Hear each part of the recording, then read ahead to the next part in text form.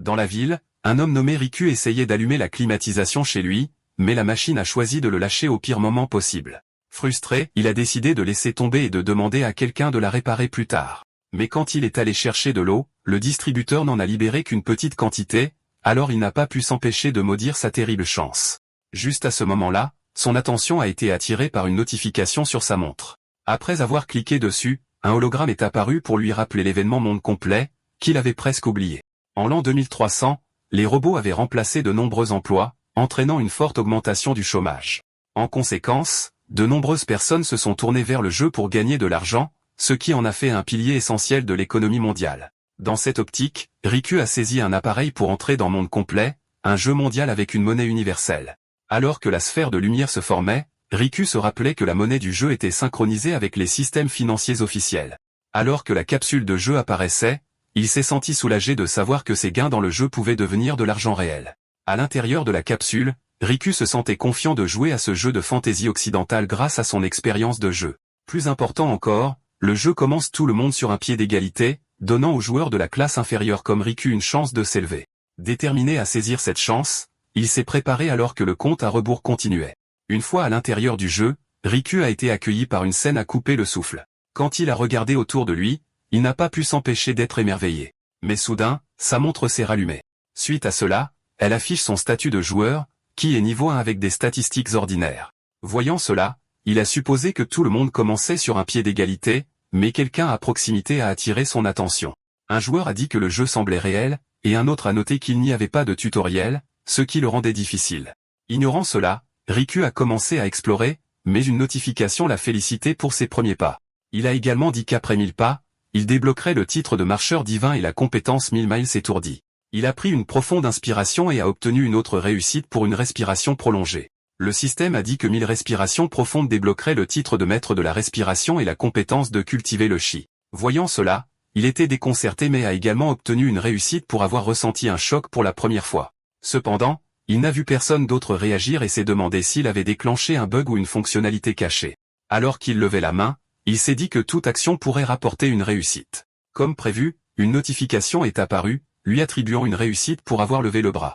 Avec cela, il s'est dit que sa chance pourrait être spéciale puisque le déblocage de compétences de niveau divin suffit à changer la vie d'une personne ordinaire. Bien qu'il existe des conditions de déblocage, elles sont étonnamment faciles à remplir.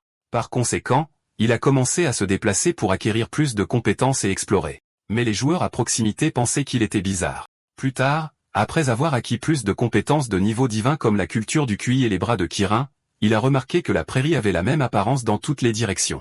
Mettant cela de côté, il a vérifié ses compétences où il a obtenu un mouvement plus rapide, XP de la respiration, et un bras gauche puissant, tous améliorables avec la compétence. Pendant que les autres regardaient avec confusion, il a atteint le niveau 2 en premier et a mis tous les 4 points dans la force pour les bras de Kiran. Ensuite, il s'est rendu compte que la plupart des joueurs étaient passés à autre chose pendant qu'il passait du temps à débloquer des réalisations.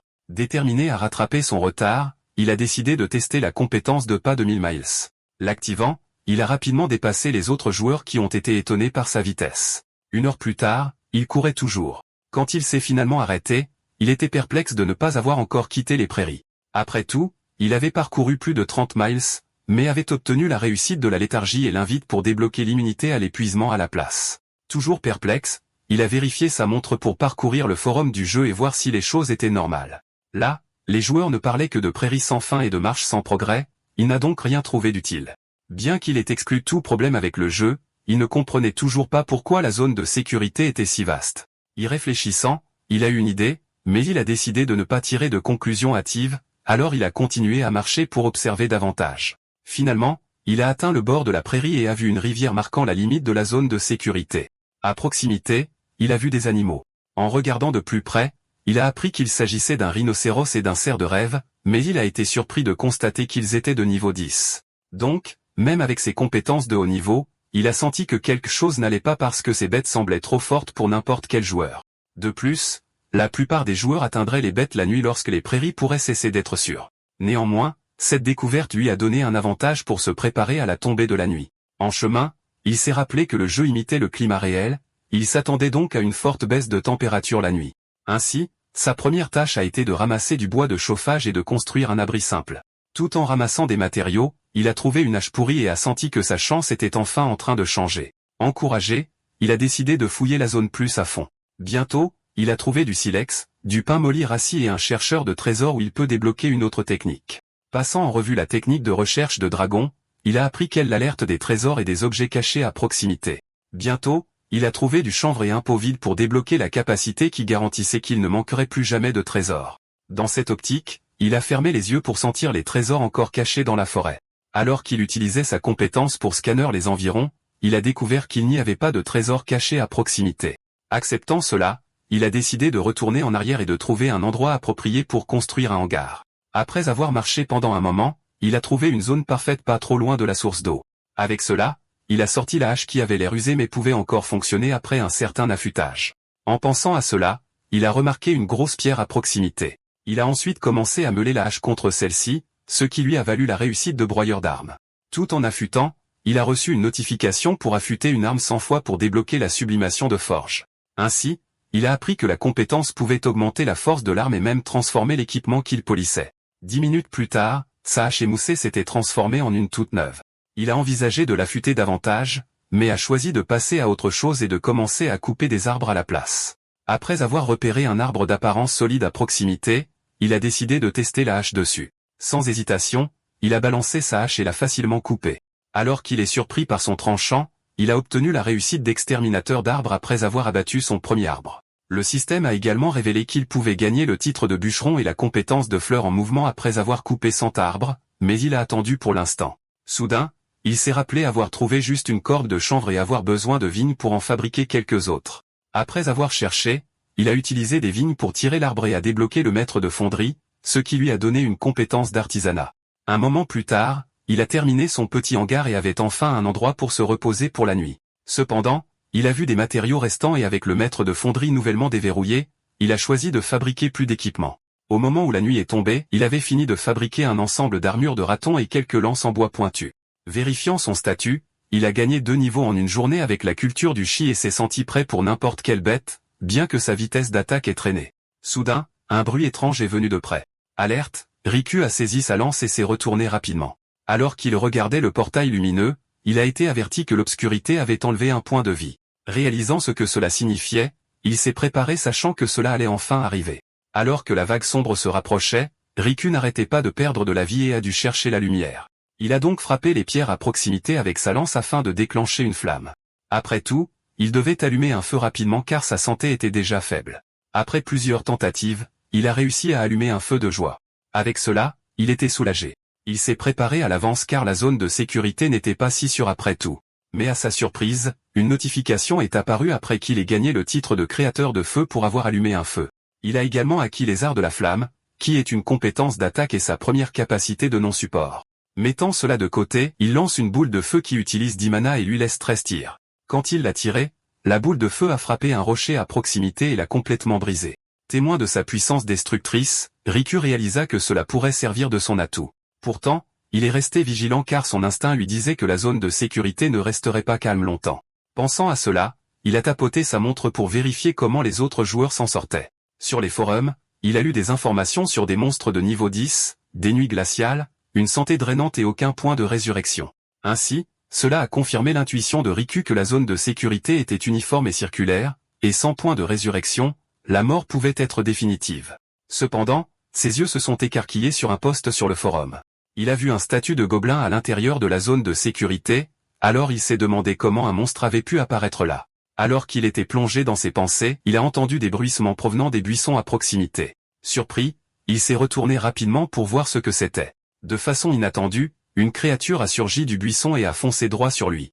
Réagissant rapidement, il a saisi sa lance et l'a enfoncée pour percer le monstre à travers la poitrine. À cause de cela, le gobelin a été pris au dépourvu. Après que la chauve-souris gobelin soit tombée au sol, Riku était passé au niveau 4. Alors qu'il débloquait la compétence d'abattage qui augmentait son attaque, il a été frappé par l'odeur nauséabonde réaliste du gobelin. Mais pour s'assurer que la créature était vraiment morte, il a activé les arts de la flamme une fois de plus et a lancé la boule de feu sur le gobelin.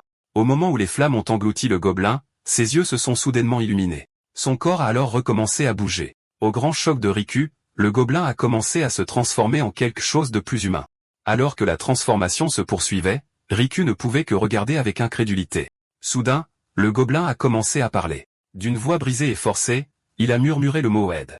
Après cela, il a essayé d'atteindre Riku et lui a demandé de l'aider.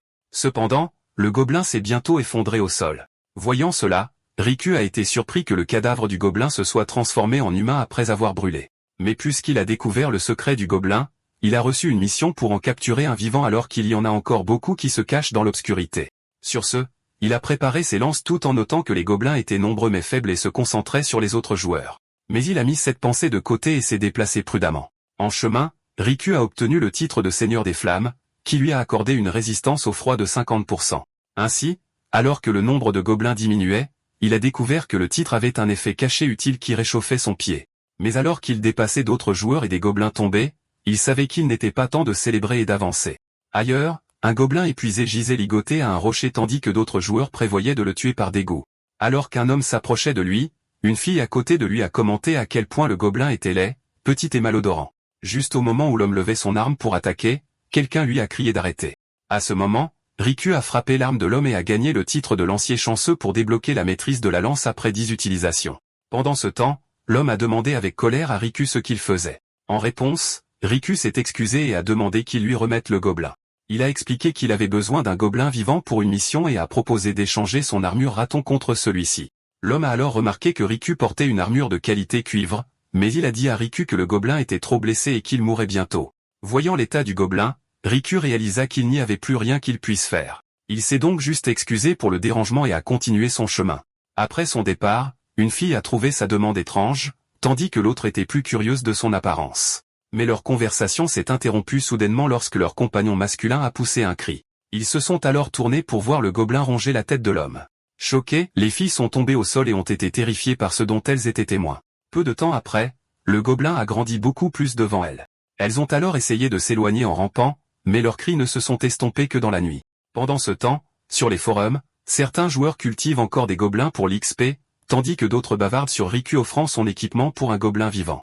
En lisant cela, Riku se demanda si le fait de tuer trop de gobelins lui avait fait émettre une aura répulsive. Mais quand il a vu le compteur de gobelins atteindre 0, il a su qu'il était trop tard car il y avait trop de joueurs. Juste à ce moment-là, une notification l'informa qu'un gobelin vivant avait été trouvé.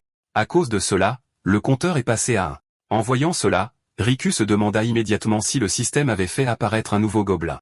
Bien qu'il ne soit pas sûr de comment cela s'est produit, il a saisi l'occasion et s'est précipité vers l'endroit. En chemin, il a entendu des cris à propos d'un gobelin à proximité. À ce moment-là, plusieurs joueurs combattaient un gobelin massif et se demandaient si c'était un boss. Soudain, le gobelin muté de niveau 3 a poussé un hurlement terrifiant. Après avoir remarqué que l'état de berserk avait pris fin, les joueurs ont décidé de charger et d'attaquer. Mais avant qu'ils ne puissent faire un geste, quelqu'un est arrivé plus vite qu'eux. En un instant, le gobelin a été ligoté avec une corde. Quand ils ont levé les yeux, ils ont vu Riku tenant la corde et expliquant qu'il voulait le gobelin, mais les joueurs l'ont averti de laisser le monstre ou de se blesser. Malgré leurs menaces, Riku a fermement répété qu'il voulait le gobelin. Réalisant que Riku avait l'intention de prendre leur monstre, les joueurs se sont précipités vers lui. Mais quand ils ont attaqué, ils ont vu que Riku ne perdait pas de vie et ont réalisé qu'il était de niveau 5. Choqués par cela, ils se sont retirés et se sont demandé si c'était lui qui échangeait de l'équipement contre des gobelins. Soudain, ils ont vu Riku se préparer à frapper, alors ils ont commencé à se préparer à l'impact. En un instant, Riku a abattu 2 des joueurs. Alors qu'il tenait le gobelin, il a achevé le dernier joueur restant.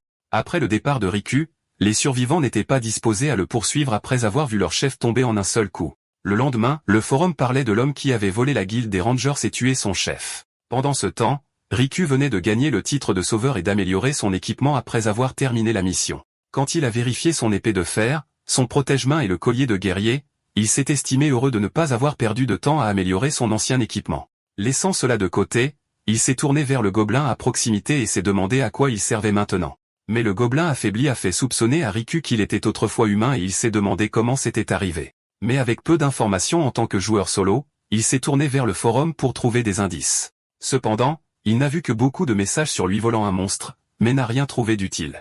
Puis, quelque chose a attiré son attention. Riku a vu des joueurs mentionner des coéquipiers disparus et a commencé à se demander si la mort signifiait une perte permanente. En naviguant, il a repéré un message sur un joueur mort de froid et a cliqué dessus. La vidéo montrait un joueur décédé dans la vague de froid et retrouvé gelé par un ami le lendemain matin. L'ami a ensuite dit que les joueurs décédés dans la vague de froid étaient gelés, silencieux, et qu'il n'avait aucun moyen de les ranimer. Mais soudain, les yeux du joueur gelé se sont illuminés. Alors que l'ami diffusait et demandait des abonnés, la glace autour du joueur gelé a commencé à se fissurer. Quelques instants plus tard, le corps gelé est devenu un zombie et a attaqué alors que l'ami sentait un frisson derrière lui. En regardant cela, Riku a été choqué et s'est demandé si c'était vraiment le cadavre du joueur. Mais alors qu'il était encore en train de traiter l'attaque, quelqu'un est soudainement apparu derrière lui. Immédiatement, il s'est retourné et a vu un monstre apparaître derrière lui. Quand il a vérifié son statut, il a été surpris de trouver le marcheur de givre de niveau 5 si proche. Sans perdre de temps, il a activé son bras de tueur et a saisi son épée. D'un seul mouvement rapide, il l'a balancé vers le cou du monstre. Avec cela, il a réussi à tuer la créature spéciale. Alors que Riku gagnait une poussée d'expérience pour avoir sauvé un guerrier, le zombie a disparu dans le portail. Au même moment, le corps de l'homme est revenu à la normale et il a été stupéfait d'être ressuscité. Pendant ce temps, Riku a appris que les zombies étaient des joueurs qui pouvaient être ranimés pour des récompenses, alors il a choisi d'en sauver davantage et de les laisser gagner de l'expérience pour lui. D'un autre côté, d'autres joueurs ont discuté de la façon de battre les zombies de niveau 5 et ont cherché du matériel rare et la source spirituelle. Peu de temps après, ils ont discuté du point de résurrection sur la place et se sont avertis de ne pas mourir, car cela coûtait de l'expérience. À ce moment-là, les joueurs ressuscités ont soudainement entendu un bruit étrange. Quelques instants plus tard, le sol s'est ouvert, révélant un escalier en dessous. Ainsi, les joueurs ressuscités se sont sentis chanceux d'être en vie et de découvrir un palais souterrain caché. Pendant ce temps, à l'extérieur, les joueurs supposent que le niveau caché était pour les ressuscités et pensent que les survivants étaient les malchanceux. Juste à ce moment-là, un joueur est arrivé, exhortant le chef à sauter le niveau caché et à se concentrer sur la mort des zombies. Il a expliqué que tuer des zombies pouvait ressusciter des joueurs et absorber la moitié de leurs gains pendant 10 jours. En entendant cela, le chef a exhorté son groupe à se concentrer sur la mort des zombies à la place. À proximité, un homme qui creusait le sol les a traités d'ignorants. Alors qu'il continuait à creuser pour trouver des entrées, il était certain que le jeu contenait des secrets plus profonds et que les vivants méritaient de plus grandes récompenses. Quelques heures plus tard, après avoir tué de nombreux monstres, Riku a estimé qu'il avait tué plus de 100 zombies. Soudain, une notification système est apparue, l'exhortant à entrer dans le palais souterrain. Cependant, Riku a choisi de l'ignorer et de fermer la fenêtre. Après tout, il a trouvé l'avis détaillé du système suspect, alors il est retourné au camp pour observer avant d'agir. Cette nuit-là, Riku a ajouté plus de bois pour maintenir son feu de joie allumé, mais son regard s'est occasionnellement tourné vers le gobelin attaché à proximité. Après cela, il a tout revu jusqu'à présent, mais n'avait toujours pas découvert le secret du gobelin. Pourtant, l'interface de mission est restée, ce qui laissait entendre qu'il s'agissait d'une quête continue. Bien qu'il ne sache pas comment déclencher la prochaine étape, il était toujours heureux d'avoir appris les mécanismes de la mort et d'avoir acquis de solides points d'expérience. Mais il était troublé par le gain d'expérience tardif et le forum silencieux, ce qui signifie que le donjon était dangereux. Alors que le croissant de lune se levait, le gobelin leva la tête vers le ciel. Soudain, son corps a commencé à gonfler. Bientôt, tout son corps a commencé à changer. Il a également commencé à marmonner le mot sauvé, ce qui a attiré l'attention de Riku. Quelques instants plus tard, ces traits grotesques se sont transformés en un visage humain. Après s'être finalement transformé, l'homme dit à Riku qu'il est un humain. Après que Riku l'ait laissé partir, l'homme l'a remercié de l'avoir épargné alors qu'il était encore un gobelin. Soudain, le système a notifié à Riku qu'il avait déclenché la mutation de mission cachée dans le palais souterrain de Vera. Voyant cela, il était heureux d'avoir épargné le gobelin car cela avait débloqué une quête de suivi précieuse. Laissant cela de côté, il a commencé à demander à l'homme pourquoi il s'était transformé en gobelin. Kudor a alors dit qu'il vivait dans le palais de Vera construit pour les héros. Mais quand personne n'est venu, la flamme est morte et les gens se sont transformés en zombies de givre. Riku a alors réalisé que le palais était le village de départ, mais était confus quant à la raison pour laquelle les PNJ et les joueurs étaient devenus des zombies.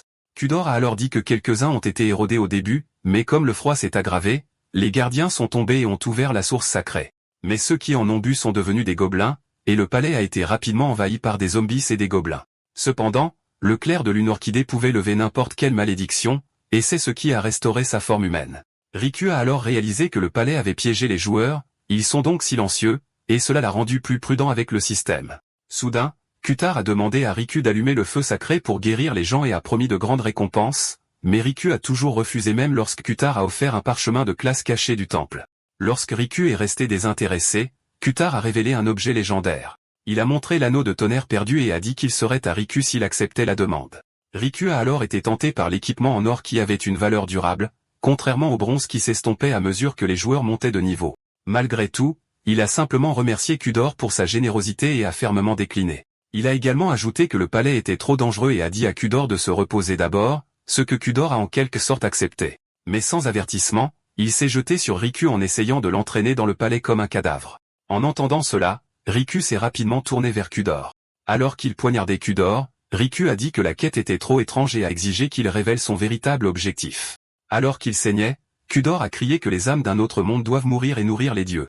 Après que Cudor s'est effondré et est mort, Riku a gagné de l'expérience, une armure de gardien, une carte et l'anneau de tonnerre. Vérifiant les statistiques, Riku a vu que le jeu enfreignait les règles normales depuis qu'il avait tué une mission. Le PNJ a donné un butin rare et l'a propulsé au niveau 7. De plus, il a obtenu une carte du palais souterrain, mais n'avait toujours aucune idée de ce qu'il y avait à l'intérieur. Laissant cela de côté, il a choisi de se reposer et a juré de surveiller de plus près les messages du système et le dialogue des PNJ. Le lendemain matin, le système a annoncé qu'il restait 01/61000 survivants.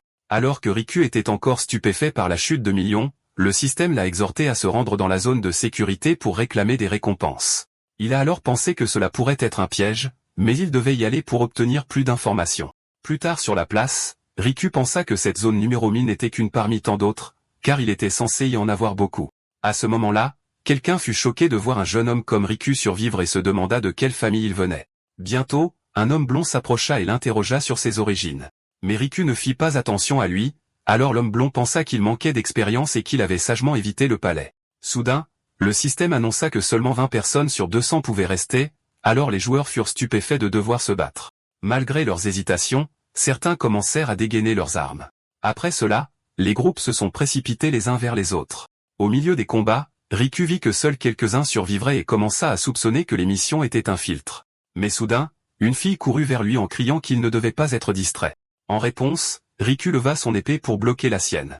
De façon inattendue, la fille lui murmura de coopérer. Après qu'ils se soient brièvement séparés, elle lui demanda d'où il venait, mais il refusa de répondre. Sans se soucier, elle dit simplement que le jeu était mortel, et qu'il avait l'air pitoyable, alors elle lui demanda de faire équipe. Riku demanda alors si c'était juste eux qui savaient que le travail d'équipe pouvait aider, même s'il faisait confiance à ses propres compétences. La fille dit alors que son nom était Marie, et que l'homme derrière elle était son frère, Zen. Après que Riku leur ait dit son nom, Marie demanda s'il était Riku de Shanghai. Voyant sa confusion, elle dit que les grandes familles le connaissaient toutes car la fille unique de la famille l'un était son amante, mais il avait rejeté leur fiançailles. Se souvenant de ce souvenir, Riku répondit qu'il n'était pas nécessaire de mentionner le passé. Alors que Marie disait qu'il méritait Queen, il réalisa que les frères et sœurs Wu n'étaient pas ordinaires. Et voyant que 200 étaient encore en vie, Riku devina que la plupart étaient rusés et venaient de familles puissantes. Soudain, le système dit qu'il supprimerait le joueur le plus faible car personne n'avait encore été éliminé. Quelques instants plus tard, la foudre frappa un homme et laissa 199 joueurs. À ce moment-là, un joueur attaqua un autre joueur car son niveau et son équipement sont plus élevés. Témoin de cela, Riku s'éloigna rapidement de Marie. Ainsi, elle demanda pourquoi il reculait et s'il pensait qu'elle attaquerait comme les autres. De façon inattendue, quelqu'un se précipita sur elle par derrière, alors Zen intervint pour protéger sa sœur. Sans hésitation, il balança son arme et envoya l'attaquant voler. Témoin de cela, Riku réalisa que sa propre puissance était juste au-dessus de 6 cents, tandis que celle de Zen était impressionnante. Cependant, un autre joueur apparut derrière lui pour frapper. De façon inattendue, la tête de l'homme fut soudainement saisie par une main. Après avoir écrasé la tête de l'homme, Zen dit alors à Riku qu'il le sauverait aussi. Surpris, Riku demanda pourquoi il aidait alors qu'il n'avait même pas convenu de faire équipe. En réponse, Marie dit qu'il était intéressant car peu pouvaient refuser des milliards si facilement. Après un certain temps, le système annonça qu'il ne restait plus que 20 joueurs et les félicita. Bientôt, la lumière apparut avec de nouvelles figures, et le système exhorta les joueurs à choisir leur destin. Voyant la lumière éclatante, Riku sut que le filtrage était terminé, puis se demanda ce que le système ferait ensuite. Peu de temps après, le système annonça qu'ils avaient tous une chance de choisir des classes cachées. Les voyant se battre, Riku savait que les classes de travail étaient vitales car celles cachées dans ce jeu pouvaient changer leur statut dans la vraie vie. Après un certain temps, un seul joueur resta debout et gagna. Avec cela, le gars nommé Mike de la famille Go reçut une classe cachée. Alors que la classe cachée s'approchait, une substance noire s'étendit vers Mike et l'enveloppa. Bientôt, il devint un chevalier noir immunisé contre la magie noire avec une bête fidèle à ses côtés. Témoin de cela, Marie devina que la famille Gu changerait à partir de ce jour. Peu de temps après, la deuxième classe cachée fut émise, et Zen vit que c'était la classe de géant du tonnerre, immunisée contre la magie du tonnerre et physiquement forte. Excité par sa puissance, Zen déclara immédiatement son désir de l'obtenir. Ainsi, Les autres joueurs qui avaient prévu de concourir reculèrent à son regard intimidant. De ce fait, Zen fut déclaré vainqueur. Le géant du tonnerre descendit alors sur lui, mais Mary fut alarmée par son cri. Néanmoins, le corps de Jen trembla de douleur alors que le tonnerre le traversait. Après cela, Mary vérifia qu'il allait bien, mais il dit qu'il allait bien. Alors que Riku voyait qu'obtenir une classe cachée signifiait également endurer la douleur. Soudain, des entités fantomatiques commencèrent à tourbillonner dans l'air, causant un malaise parmi les joueurs. Riku vit alors le seigneur de la classe des morts vivants et fut choqué qu'elle accorde l'immortalité. Sachant cela, les joueurs se précipitèrent immédiatement pour concourir pour cela. Bientôt, une bataille féroce éclata. Finalement, un joueur réussit à éliminer les autres et remporta la victoire. Cependant, un homme aux cheveux longs le poignarda et le remercia d'avoir éliminé la concurrence pour lui. Après cela, l'homme nommé Neil rit triomphalement alors que le système confirmait sa victoire. Mais son rire se transforma en confusion alors que son corps commençait à fondre. Bientôt, il s'effondra sur le sol et cria d'agonie. Ensuite, il ne resta qu'une seule classe cachée appelée Elfe Mixte, où elle a 2 vies et 2 attributs distincts. En entendant cela, Mary sut qu'elle devait saisir cette chance avant que quiconque d'autre ne le fasse. Pendant ce temps, Zen demanda pourquoi Riku ne se joignait pas et Riku dit qu'il attendrait de meilleures chances. Mais en vérité, il sentit que les classes cachées étaient un piège car les joueurs semblaient possédés et non habilités. Alors que Mary se battait, Riku prévoyait d'entraîner ses compétences de niveau divin qui pourraient surpasser les classes cachées. Pendant ce temps, Mary continua à se battre et fit calmement ses adieux avant de terrasser ses ennemis. Avec un dernier coup, elle vainquit ses ennemis finaux. Ainsi, le système déclara Mary vainqueur, et elle gagna la classe d'Elfe Mixte, ce qui changea ses yeux en 2 couleurs. Peu de temps après, le système demanda à tout le monde de se transférer dans la salle officielle souterraine. Une fois arrivé, on dit aux détenteurs de classes cachées de choisir 2 compagnons. Le système expliqua ensuite que les compagnons partageaient des pouvoirs et perdaient de la santé pour protéger les autres, ce qui rendit les joueurs pleins d'espoir. Avec cela, Neil commença immédiatement à réfléchir à qui il devrait choisir comme compagnon. Un joueur fantôme le supplia alors puisqu'ils étaient amis, mais Neil choisit les 2 derrière, ce qui choqua son ami qui demanda pourquoi il n'avait pas été choisi. Cependant, Neil répondit seulement qu'il ne le méritait pas. Le cœur brisé, son ami frappa le sol et dit que Neil avait changé. Voyant cela, Riku réalisa que Neil avait choisi les héritiers d'une famille puissante et commença à se demander si la classe cachée l'avait réellement changé. Au même moment, Jen demanda son nom à l'ami de Neil et il se présenta comme Bruce. En entendant cela, Jin offrit sa main à Bruce et dit qu'il pouvait le suivre maintenant. Touché par ce geste, Bruce s'agenouilla et jura de faire de son mieux. Ensuite, Jin invita Riku à les accompagner, mais Riku refusa. Plus tard, après avoir été ressuscité, les autres joueurs ont immédiatement prévu de se précipiter vers le palais souterrain. En les regardant descendre, Riku a commencé à se demander quel tour le système avait prévu ensuite. En pensant à cela, il sortit la carte du palais souterrain qu'il avait obtenue plus tôt, mais il fut choqué de constater qu'il n'était pas entré dans le véritable palais souterrain. Confus, il questionna le passage et choisit de trouver la véritable entrée sur la carte avant de descendre sous terre. Plus tard dehors, Riku tomba sur 2 gros rochers. Bien que la carte indique cet endroit comme la véritable entrée, il n'y avait aucune porte en vue. Il activa ensuite sa compétence de chasse, et quand elle se déclencha, il sut qu'il devait y avoir un trésor énorme caché en dessous. Quand il marcha sur le rocher, il réalisa qu'aucune porte n'était nécessaire puisque l'entrée se révélerait automatiquement. Quelques instants plus tard, une entrée apparut réellement sous le rocher. Plus tard à l'intérieur, il alluma une torche et examina les murs. En voyant une sculpture de lune, il se souvint des paroles de QT sur les malédictions et se demanda jusqu'où allait réellement le monde du jeu. Après un moment, Riku atteignit une grande porte et se demanda si c'était l'endroit. Quand il entra, il découvrit que le palais était en fait une ville en ruine qui faisait encore écho à sa gloire passée. La carte montrait également que c'était la ville principale de Véré, mais le temple de l'estomac était encore loin. Soudain, il entendit un bruit étrange à proximité. Par conséquent, il recula rapidement. Quand il regarda devant lui, il fut surpris de voir un monstre de givre. Voyant la créature se jeter sur lui, Riku activa rapidement sa compétence Kirin. Utilisant son épée, il frappa la tête du monstre et lui asséna un coup puissant. Après la chute du monstre, il se demanda si les gobelins et les zombies de givre régnaient vraiment sur le palais comme le disait Kudor. Plus tard, en avançant, Riku vit des zombies, y compris des joueurs, mais ils l'ignorèrent étrangement. Curieux, il les suivit vers le temple et se demanda pourquoi les zombies y allaient. Peu de temps après, il fut stupéfait par ce qui apparut devant lui. Levant les yeux, il vit le temple de Vera et pensa qu'il pourrait contenir les indices dont il avait besoin. Soudain, quelqu'un apparut à l'entrée du temple et dit aux autres de tuer les zombies. Aussitôt, plusieurs personnes se précipitèrent et commencèrent à se battre férocement. En regardant le combat, Riku vit que les joueurs avaient changé de travail et devina que le temple contenait le point de transfert de travail. Alors que le combat continuait, Riku entendit un zombie dire que la classe zombie était plus forte que d'être archer ou épéiste. En entendant cela, Riku fut choqué et vit que ce pouvoir divisait les joueurs en deux groupes rivaux. Pendant ce temps, les héros ont levé une barrière de bouclier pendant que l'un d'eux appelait la source sacrée. Bientôt, un énorme courant d'eau jaillit de l'entrée du temple et emporta les zombies. Voyant cela, Riku s'enfuit rapidement pour éviter d'être emporté par le courant. Quand le déluge s'arrêta finalement, les zombies furent incapables de bouger. Voyant cela, le guerrier ordonna à son groupe de se retirer et de commencer à nettoyer le champ de bataille. Cependant, il aperçut Riku à proximité, alors Riku dit rapidement qu'il ne faisait que passer en tant que joueur normal. Le guerrier demanda alors comment Riku était arrivé là, et il dit qu'il avait erré sur un autre chemin et demanda s'ils avaient changé de travail. Le guerrier dit que la plupart des joueurs l'avaient fait et que certains étaient étrangement devenus des zombies. Il invita Riku à entrer et à changer son travail aussi. En entendant cela, Riku accepta et suivit le guerrier dans le temple. Peu après, quelqu'un à l'intérieur remarqua qu'il était nouveau. Alors une fille demanda à voir son statut, mais un autre homme dit qu'il pouvait le montrer en privé et rejoindre leur guilde à la place. Cependant, un autre joueur accusa Yulon de voler leur recrue, mais la fille leur dit d'arrêter et de vérifier d'abord les attributs de Riku. Mais avant qu'il ne bouge, l'homme vit Riku essayer de partir et le gronda pour avoir ignoré les règles. Voyant les autres joueurs charger vers lui, Riku dégaina rapidement son épée. Utilisant cela, il abattit le guerrier d'un seul coup.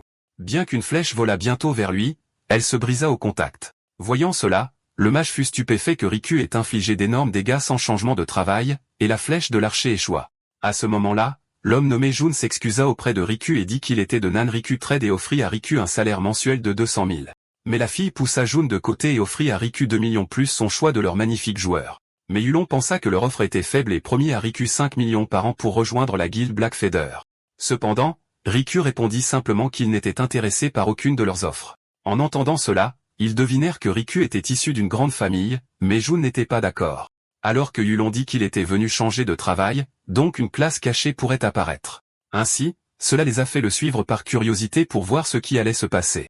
Alors que Riku montait sur la plateforme, il ne voyait aucune raison de choisir un travail ordinaire, puisqu'il savait que les emplois ordinaires perdraient face aux classes cachées plus tard. Alors que le système scannait ses statistiques, les dirigeants regardaient pour voir quel travail cela lui donnerait. Yulon dit alors qu'une classe cachée pourrait apparaître, puisque Riku a tué un guerrier de haut niveau d'un seul coup. Soudain, un paladin de lumière apparut et demanda à Riku s'il adorerait le dieu de la nuit pour gagner le titre. À la surprise générale, Riku refusa. Riku rejeta ensuite la profession comme faible et illusoire puisque ses compétences passives n'étaient pas à la hauteur de son talent de niveau divin. En entendant cela, les joueurs à proximité furent stupéfaits qu'il ait rejeté une rare classe cachée que tout le monde poursuit. Soudain, le système donna à Riku le titre de maître polyvalent pour avoir refusé l'offre, ce qui lui permettait de détenir 20 emplois, et son affinage du QI facilitait le nivellement. Soudain, la déesse de la lumière apparut devant lui, et tout le monde commença à se demander si Riku gagnerait la classe cachée ultime. La déesse bénit alors Riku et demanda s'il deviendrait le saint qui pourrait utiliser toutes les compétences de lumière. Par conséquent, il l'accepta en pensant qu'avec suffisamment de mana, il pourrait manier le pouvoir des dieux en utilisant des milliers de compétences de lumière. Quelques instants plus tard, d'autres figures divines apparurent comme Shura le roi sombre, le contrôleur de la vie et de la mort, la déesse de la guerre, l'ancien sorcier et le seigneur elfe. L'un après l'autre, ils lui offrirent des titres tels que dieu de la guerre, gardien des elfes, Shura de l'ombre, ancien sage magique et oracle. Riku les a-t-il tous acceptés? Tout le monde était stupéfait puisqu'il venait d'accepter un travail il y a un instant.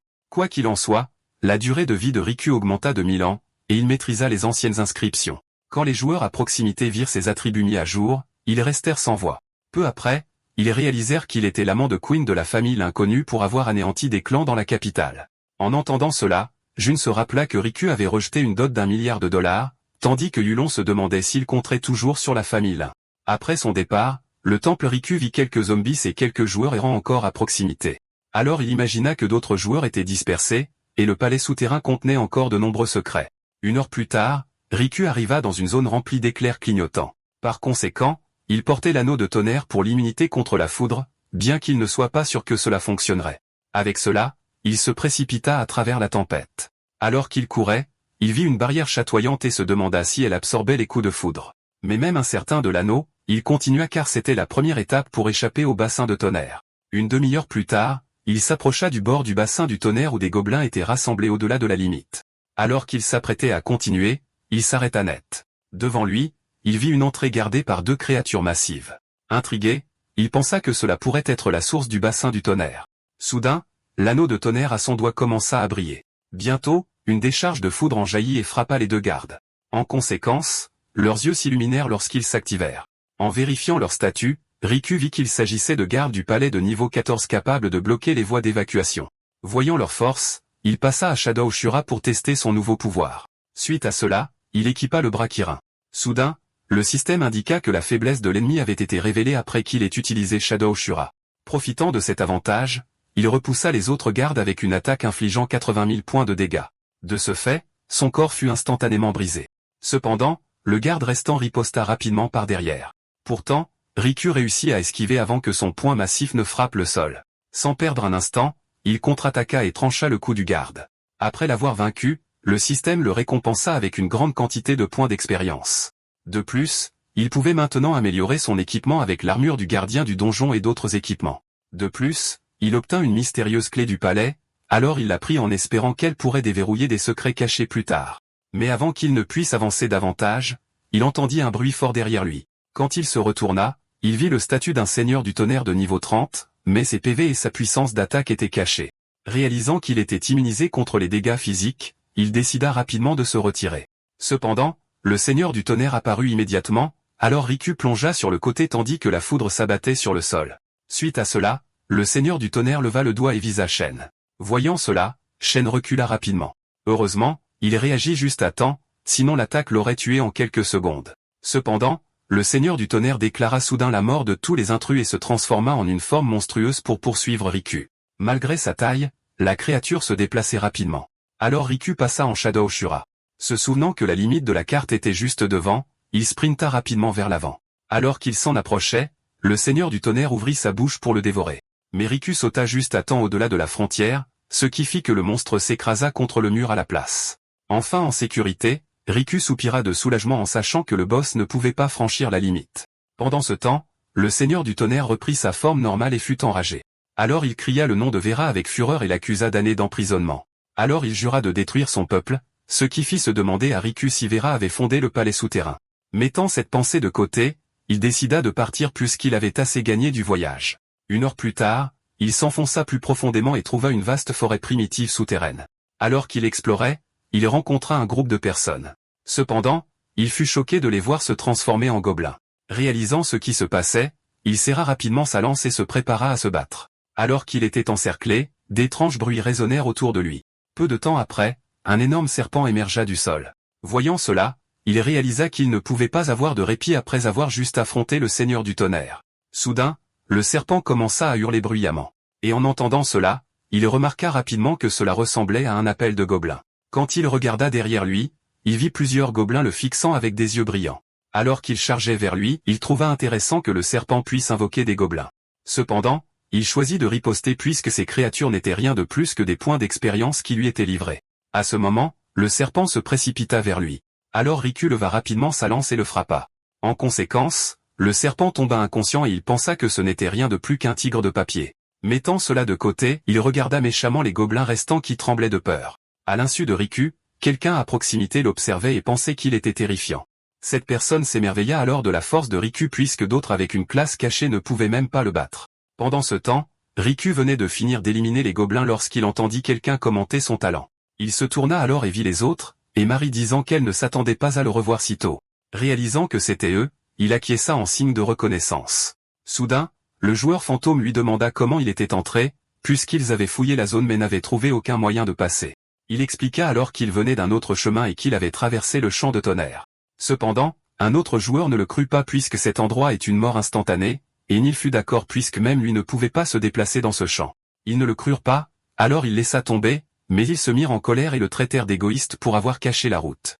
Riku dit qu'il connaissait le chemin mais qu'il ne le partagerait pas et demanda ce qu'ils avaient fait pour mériter son aide.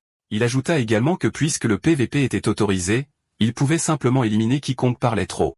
Sur ce, il ne pouvait que le regarder s'éloigner. Zen leur rappela alors que personne ne pouvait convaincre Riku, et Marie ajouta que lui faire du mal signifiait affronter la famille Lin.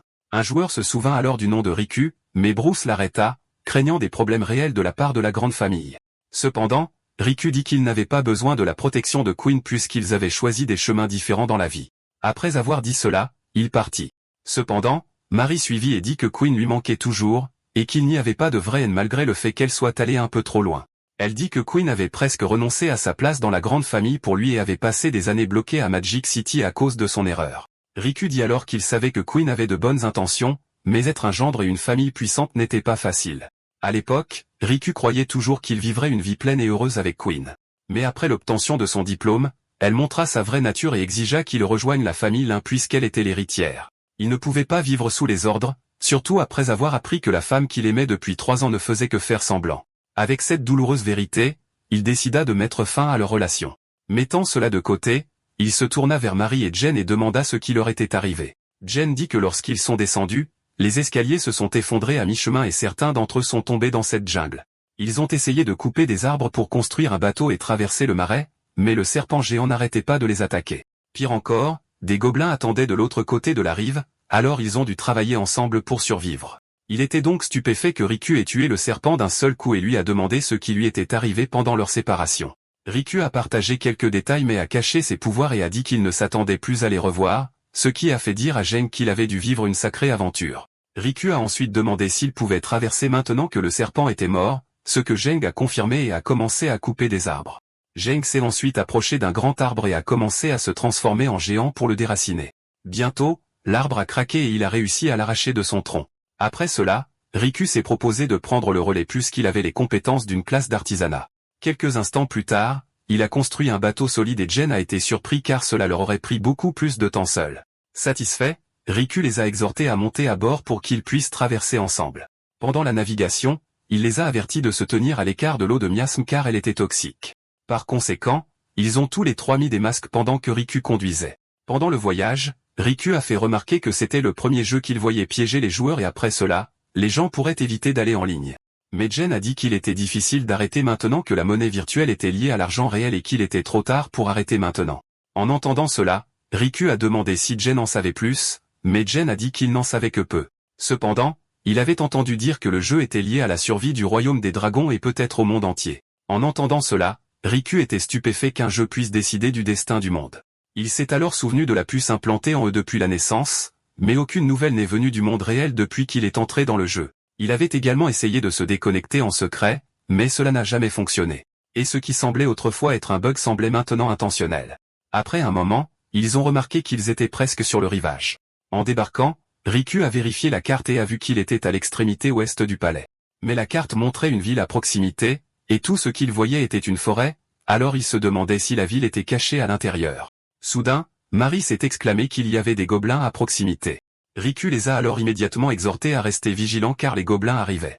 Alors qu'il disait cela, une horde de gobelins a chargé vers eux. Pendant qu'ils se battaient, Zen se demandait pourquoi il y en avait tant. Mary a alors deviné qu'ils étaient dans le repère des gobelins, et Riku a dit qu'ils devraient percer. Soudain, d'autres gobelins sont apparus chevauchant des chèvres. Bientôt, toute l'armée des gobelins a chargé dans leur direction. Voyant cela, ils ont rapidement esquivé pendant que Riku les exhortait à courir dans la forêt. En se cachant, Riku se demandait comment les gobelins pouvaient infliger 5000 points de dégâts. Mais alors qu'ils observaient les environs, Zen a levé les yeux et a averti que des gobelins étaient aussi dans les arbres. Sachant cela, Riku leur a dit de le suivre plus profondément dans la forêt. Alors qu'ils couraient, Riku pensait que le château devant eux pourrait détenir le secret de la région. En même temps, Riku a lancé un bouclier de lumière sur Jen et Mary. Lorsque des flèches se sont brisées à l'impact, Jen a vu que Riku pouvait tuer des géants et renforcer ses alliés. Par conséquent, il a vu le potentiel de Riku comme illimité et a cru que la famille Uo devrait le valoriser une fois qu'il se serait déconnecté. Peu de temps après, Riku leur a dit qu'il devrait y avoir une sortie devant. Cependant, ce qu'il a vu ensuite l'a laissé stupéfait. Devant eux se dressait un château massif caché au plus profond de la forêt. Soudain, un seigneur gobelin est apparu et a exigé de savoir pourquoi ils avaient pénétré. Alors que Mary était stupéfaite, une mission a commencé pour vaincre l'avare et débloquer le vrai palais. Voyant cela, Riku a souri et s'est demandé si ce gobelin méritait le titre d'avare. Sans hésitation, il a chargé vers le seigneur gobelin. Alors qu'il s'approchait, le seigneur gobelin a remarqué la bague à son doigt. Furieux, il a ordonné à son subordonné de tuer Riku car il travaille avec Kudor qui a volé sa bague. Riku s'est alors heurté au grand gobelin, et d'un seul coup, il a infligé 50 000 points de dégâts. Témoins de cela, Mary et Jen ont été stupéfaits par un autre meurtre instantané. Ainsi, Jen réalisa que le pouvoir de Riku était bien plus grand qu'il ne l'avait imaginé. Alors que Riku s'approchait du seigneur gobelin, il a paniqué et l'a supplié de rester en arrière. Mais lorsque Shen a levé sa lance, le gobelin a alors offert ses trésors et ses secrets en échange. Sur ce, Riku a exigé la vérité et a averti des dures conséquences s'il n'était pas satisfait. En réponse, le seigneur gobelin a dit qu'il avait vécu là pendant des milliers d'années et qu'il n'oserait pas mentir. Il a ensuite dit que le palais de Vera était autrefois la grotte sombre où vivaient ensemble des gobelins, des hors-la-loi et des créatures sombres. De plus, Etras avait sa propre terre et malgré certains conflits, l'équilibre restait. Mais tout a changé lorsque Vera est arrivée et que son pouvoir a brisé l'équilibre souterrain. Elle a unifié le sous-sol et a ordonné à toutes les créatures de construire des palais et des hôtels profondément en dessous. Tous les quelques centaines d'années, les hôtels s'ouvraient, se connectant à la surface et attirant des guerriers de loin.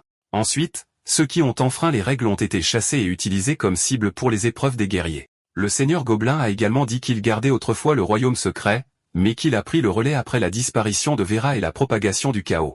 En entendant cela, il s'est demandé pourquoi des guerriers étaient convoqués dans un jeu bêta et a commencé à douter du véritable objectif de Vera.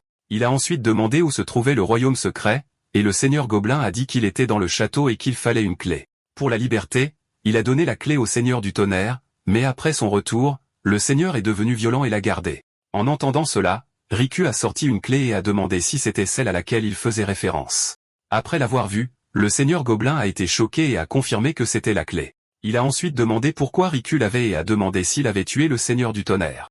Mais Riku a dit que le seigneur du tonnerre était toujours vivant et a demandé au gobelin à la place où se trouvait l'entrée des royaumes secrets. Le seigneur Gobelin a dit qu'il savait mais a averti que l'ancienne formation pourrait s'effondrer et détruire le palais. Cependant, Riku lui a ordonné de montrer le chemin afin que le seigneur Gobelin ne puisse qu'accepter. Plus tard, à l'entrée du royaume secret de Vera, le seigneur Gobelin a dit à Riku qu'ils étaient arrivés.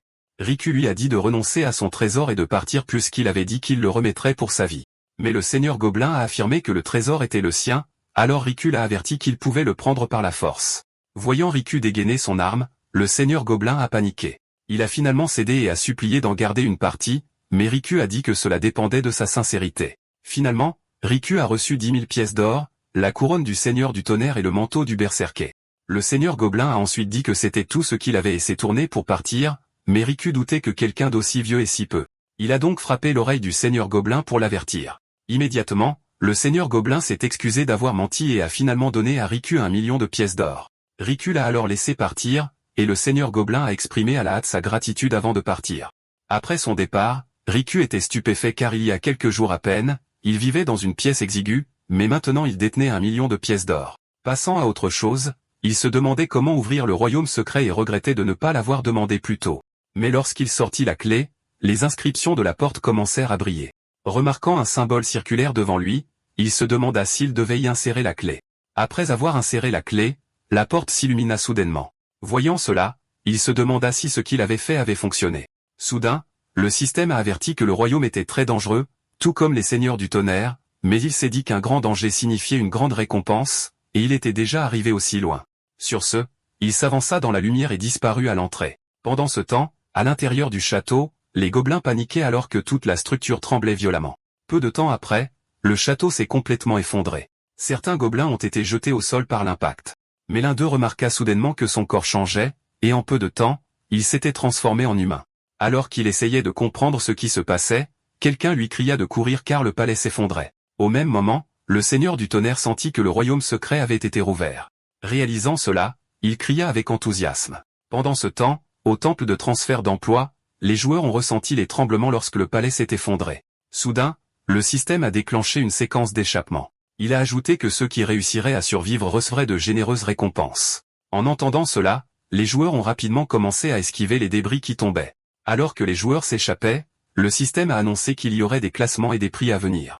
Voyant des récompenses comme de l'équipement rare, des emplois uniques et des animaux de compagnie spéciaux, les joueurs sont devenus encore plus désespérés de survivre. Pendant ce temps, à l'intérieur du royaume secret, Riku continua prudemment d'avancer. Il regarda autour de lui et se demanda si c'était vraiment l'intérieur du royaume secret. Soudain, un visage géant apparut sur la porte et lui ordonna de s'arrêter car aucun être vivant ne pouvait entrer dans le manoir divin. Le système a alors dit à Riku qu'il avait rencontré le dieu avide qui offrait des réponses contre de l'or et des pièces de valeur plutôt que des combats. Il a ensuite payé 10 pièces d'or et était curieux de savoir quel genre de dieu exigeait un paiement comme celui-là. Voyant la générosité de Riku, le dieu a mis en garde contre les êtres mortels au-delà de la porte, comme le dieu chien, et a montré un symbole pour une sortie sûre. Mais le dieu a offert une carte si Riku insistait pour continuer, et cela a clairement montré que l'or qu'il avait payé n'était pas suffisant.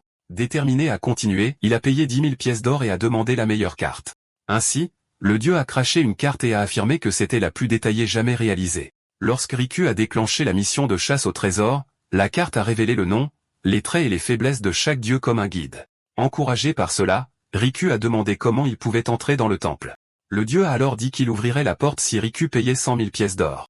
En entendant cela, Shin a hésité car cela équivaut à 1 milliard, mais il a quand même payé pour terminer la mission.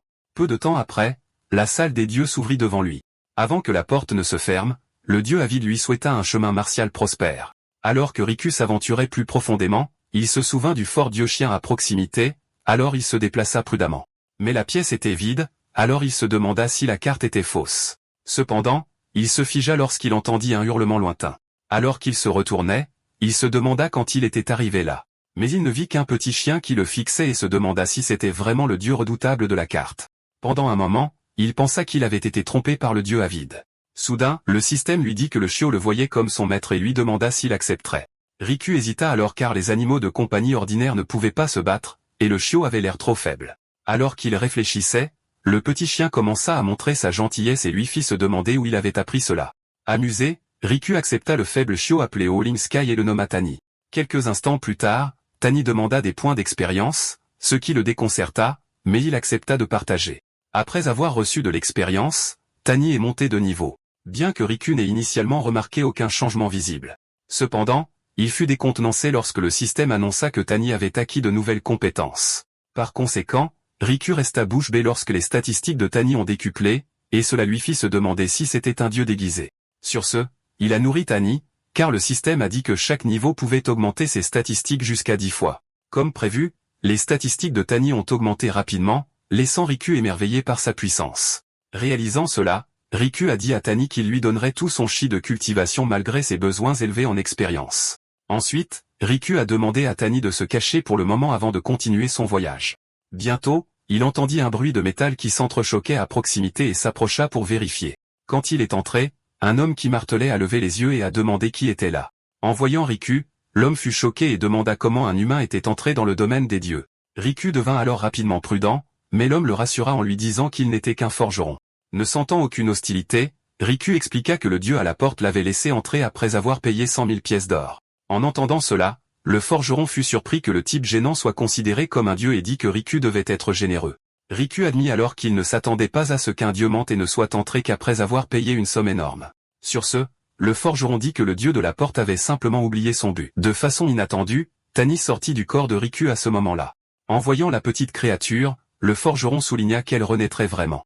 En écoutant cela, Riku demanda s'il connaissait Tani et ce qui s'était passé ici. Le forgeron dit que c'était le temple de la Renaissance où restent les âmes de dieux en voie de disparition. Les dieux mourants venaient ici pour guérir et renaître, ce qui pouvait prendre des centaines de milliers d'années. Cependant, certains dieux ont choisi la Renaissance dans d'autres mondes pour retrouver ou surpasser leur ancienne puissance. Cependant, tout a changé lorsqu'une femme a fait irruption dans le temple. Riku devina alors que c'était Vera, ce qui fit demander au forgeron s'il la connaissait.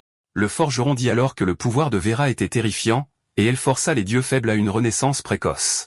Après qu'elle ait vu l'autel, une brume noire s'est répandue depuis le temple et a même blessé les dieux, donc la plupart sont partis. En entendant cela, Riku réalisa que la source des vagues froides était en fait Vera. Le forgeron souligna alors que Tani était autrefois un demi-dieu gardien qui devint un dieu mais dut recommencer. Après avoir dit cela, il demanda à Riku s'il était venu pour l'héritage des dieux. Riku demanda à son tour si cette opportunité était ici. Alors le forgeron dit, il devrait traverser la zone dormante de Vera, ce qui était trop difficile avec sa force actuelle.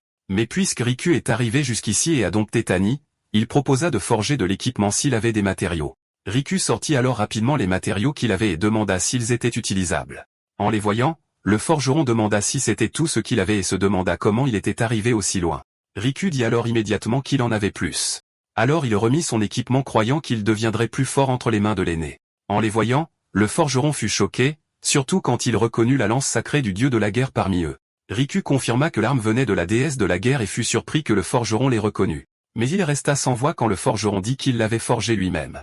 Alors que Riku se demandait pourquoi un forgeron légendaire était resté, il fut informé que la lance sacrée était difficile à surpasser même avec ses matériaux. Le forgeron lui dit alors de trouver le dieu de la porte et de dire qu'il l'envoyait afin qu'il puisse échanger de l'or contre de bons matériaux. Après avoir entendu cela, Riku le remercia immédiatement. Mais avant qu'il ne puisse partir, le forgeron lui tendit quelque chose. Riku attrapa la pierre alors que le forgeron l'avertissait que le dieu pourrait ne pas le croire sans preuve.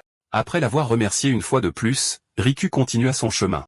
Après le départ de Riku, une ombre apparut et demanda au forgeron s'il croyait vraiment que Riku pouvait survivre. Le forgeron répondit qu'il n'en était pas sûr, mais si Riku réussissait, il serait libre. Et l'ombre acquiesça puisque beaucoup étaient déjà morts. Cependant, Tani se mit à aboyer, alors l'ombre dit que la colère n'aiderait pas, et Riku deviendrait un fantôme à moins qu'il ne brise la malédiction. Voyant le regard de Tani, l'ombre dit qu'il devrait savoir à quel point la tâche était difficile. Pendant ce temps, à la porte, Riku appela le dieu avide et demanda s'il était toujours là, mais il n'y eut aucune réponse. Pour l'attirer, Riku laissa délibérément tomber une pièce d'or, et le dieu apparut immédiatement pour la dévorer. Revoyant Riku, il demanda s'il avait changé d'avis, mais Riku répondit que non. Le dieu dit alors qu'il avait été averti et qu'il ne pouvait pas partir, mais Riku révéla la pierre violette. Le dieu reconnut qu'elle venait des forgerons et demanda si Riku l'avait rencontrée, ce à quoi Riku répondit par l'affirmative et qu'il avait été envoyé pour des matériaux. Le dieu accepta alors de fournir les meilleurs, mais avertit que le coup ne serait pas bon marché. À sa grande surprise, Riku lui versa 700 000 pièces d'or pour obtenir de bons matériaux. Excité, le dieu recracha des objets rares, mais Riku se demanda s'ils étaient vraiment fiables. Après un certain temps, Riku revint avec les marchandises, et le forgeron pensa qu'il avait ramené une belle prise.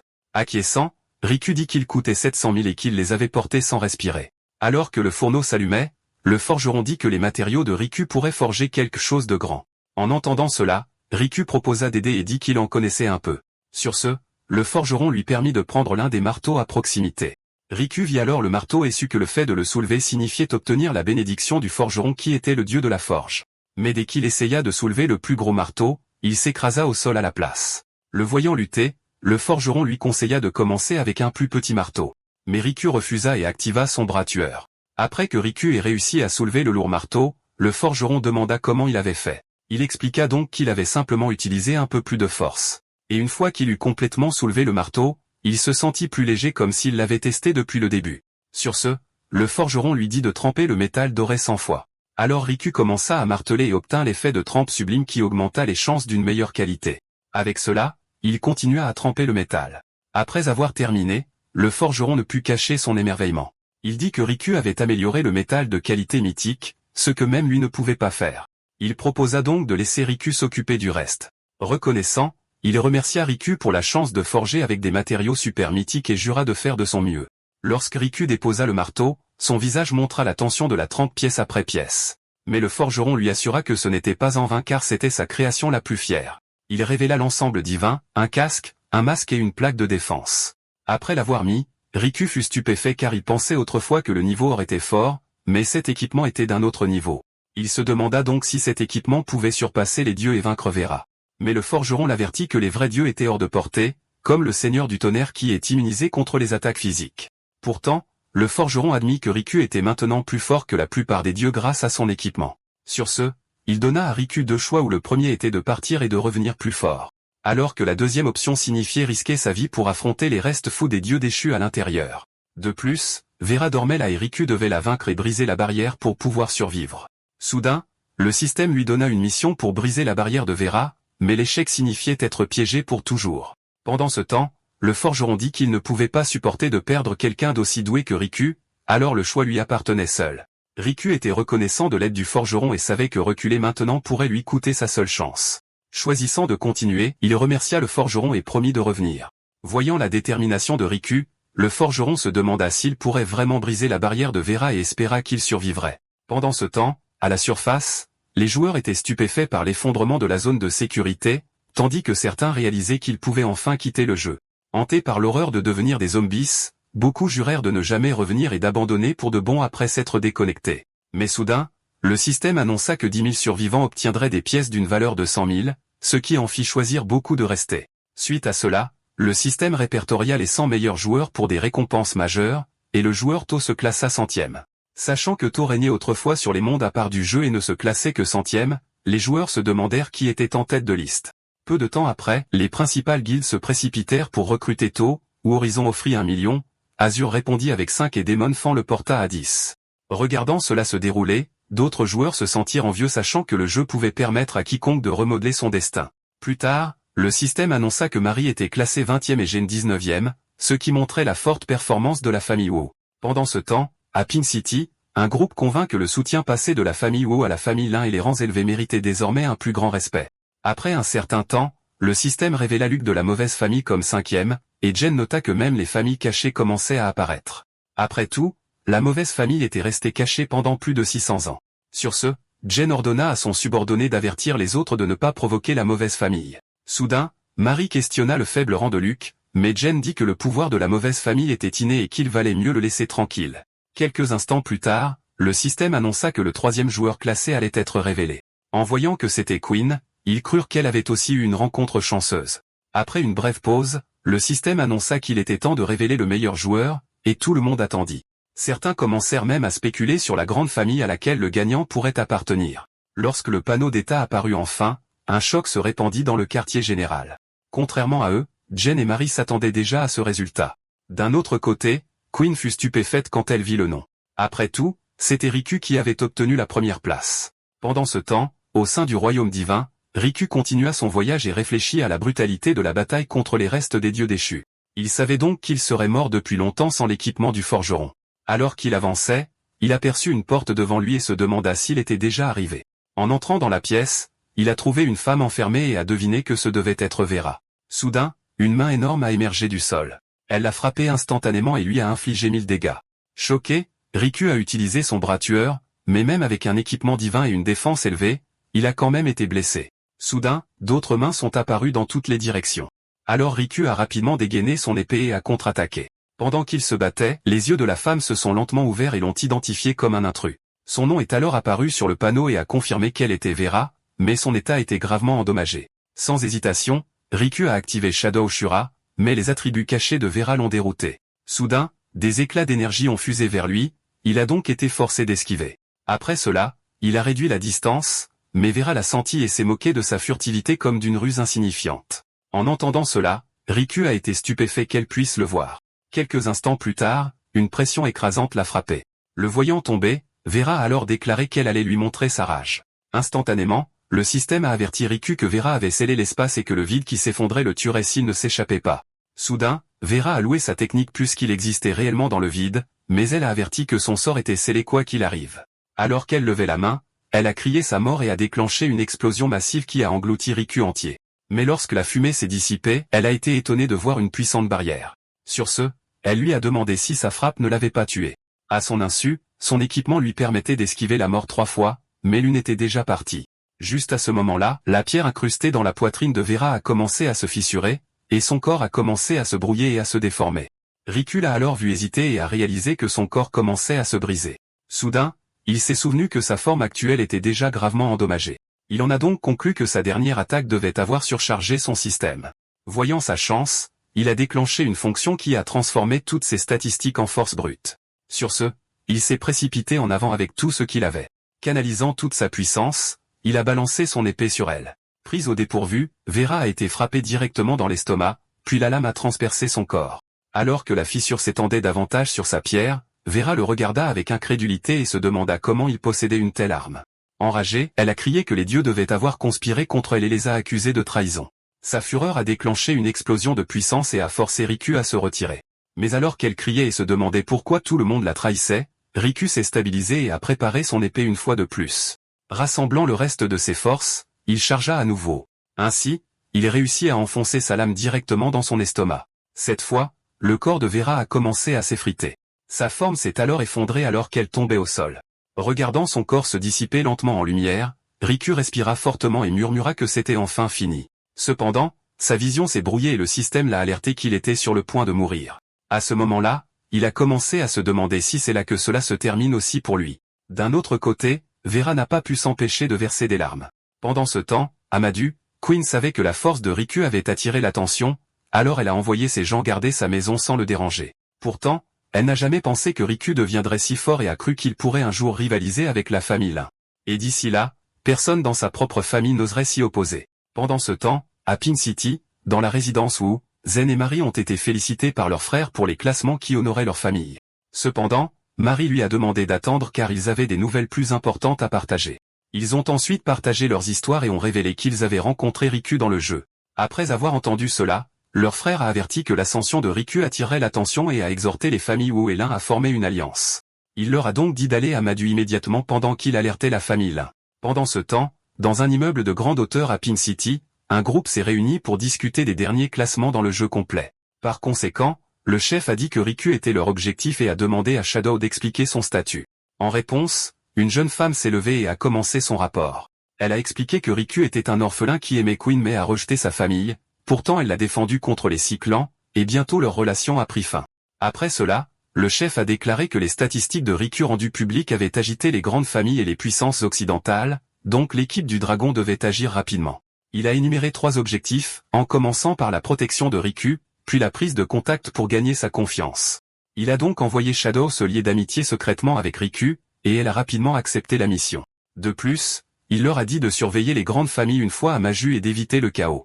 Après avoir donné ses ordres, il a mis fin à la réunion et l'équipe a commencé à se préparer. Pendant ce temps, dans une certaine taverne à Maju, 3 personnes se sont réunies par hasard pour prendre un verre. En les voyant, le barman a rapidement demandé ce qu'il pouvait leur apporter. Le premier homme a alors demandé du whisky vide, tandis que l'autre avait de la viande grillée, et la fille a choisi le vin millésimé de la nation du dragon. Tout en servant leur boisson, le barman a dit qu'il relayerait le message à ses contacts cachés et a demandé qui il poursuivait. En réponse, le premier homme lui a donné le téléphone et a dit que la cible était populaire récemment. Le barman a alors vu le téléphone et a dit que la cible était trop dangereuse à croiser. Curieuse, la fille a demandé si la cible était vraiment si redoutable. Le barman a dit qu'il avait eu autrefois des chances de tuer l'homme, mais maintenant la famille l'un le protège. En entendant cela, le deuxième homme a demandé quoi faire, mais le premier a dit que des agents étaient déjà en mouvement pour la coordination.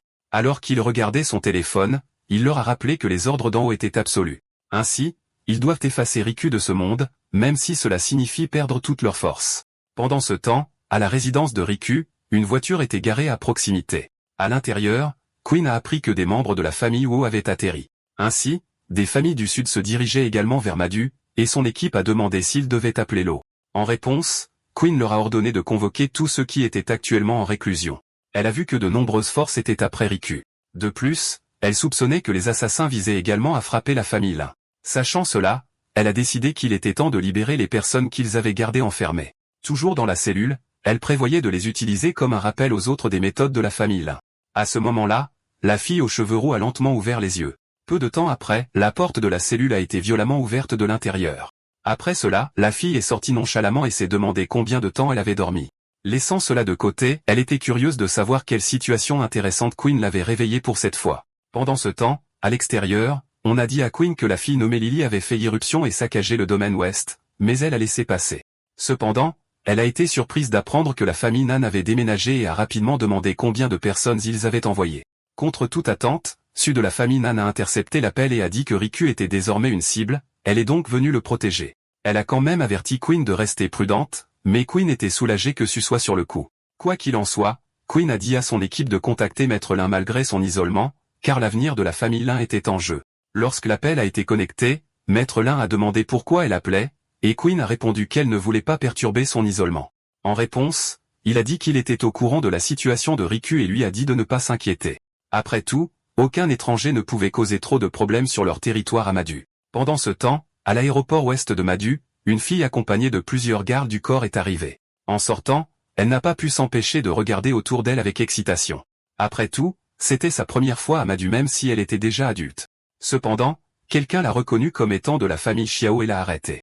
Quand elle a levé les yeux, elle a vu un homme lui dire de rester où elle était. Elle a alors deviné qu'il était de la famille Lin et a pensé que son visage lui était familier. En réponse, l'homme a dit que son nom était Hans et qu'il était de la branche collatérale de la famille Lin. En entendant son nom, elle a réalisé que c'était celui que la famille y avait presque massacré à l'époque. Sur ce, elle lui a demandé s'il voulait mourir des mains de sa famille Xiao aujourd'hui. Mais Hans a dit que mourir n'avait pas d'importance tant qu'il faisait son devoir en la gardant là. En entendant cela, elle a rapidement dit qu'elle plaisantait, car il ne serait pas sage de créer des problèmes sur le territoire des Lin. Malgré tout, elle a demandé si la famille Lin traitait toujours ses invités en les retenant à l'aéroport. Hans a alors dit que la famille Xiao n'était pas invitée, mais il lui a quand même poliment demandé de visiter le manoir. Fumante, elle a accepté et a dit qu'elle pourrait aussi bien visiter puisqu'elle n'y était jamais allée. Sur ce, elle a suivi leur exemple en bougonnant. Pendant ce temps, à l'aéroport et de Madu, une autre fille est arrivée le visage couvert. Après cela, elle a hélé un taxi et a demandé au chauffeur de l'emmener à Madu Square. Pendant qu'ils étaient en route, le chauffeur a bavardé et lui a demandé si c'était sa première fois à Madu. Elle a alors dit que c'était sa deuxième visite pour voir son petit ami occupé, ce qui a fait dire au chauffeur que les jeunes en bavaient. Cependant, elle a vite remarqué quelque chose d'étrange. Après avoir réalisé qu'il se dirigeait dans la mauvaise direction, elle a rapidement ordonné au chauffeur d'arrêter la voiture. Alors qu'elle attrapait son arme, le chauffeur a dit qu'il faisait juste un détour. Mais elle n'était pas convaincue et a pointé l'arme sur sa tête.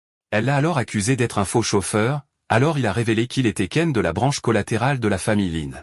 En entendant cela, elle a immédiatement demandé s'il l'avait reconnu dès le début. Ken l'a confirmé et a dit qu'il ne voulait faire aucun mal, mais qu'il ne voulait tout simplement pas que la famille So soit impliquée. Surprise de la facilité avec laquelle elle s'était fait prendre, elle a commenté que la famille Lin semblait se donner à fond. Ken a dit que la famille Lin savait tout à Maju, et que les plus jeunes ne faisaient que suivre les ordres. Bientôt, ils sont arrivés au manoir Lin qui était déjà animé par des invités. En entrant, elle a entendu quelqu'un se plaindre de s'ennuyer. Se tournant vers la voix, elle a vu la dame de la famille Shao demander s'il y avait quelque chose d'amusant à proximité. Cependant, la fille Shao s'est arrêtée quand elle a remarqué quelqu'un à proximité. En la voyant, elle a demandé à Ken si la famille Su était invitée, mais il a répondu qu'ils étaient venus de leur propre chef. Après avoir dit cela, il a laissé les filles se rattraper et leur a également rappelé qu'il serait leur protecteur et assistant à Maju. Dès qu'il s'est éloigné, la fille Shao a couru et a serré Tina dans ses bras avec excitation. Ce faisant, elle lui a demandé si elle avait également été amenée là contre son gré. Bien que Tina ait dit qu'ils étaient invités, la fille Shao a appelé cela de la détention et de l'intimidation. Cependant, leur conversation s'est interrompue lorsqu'une voix proche a commenté leur dynamisme.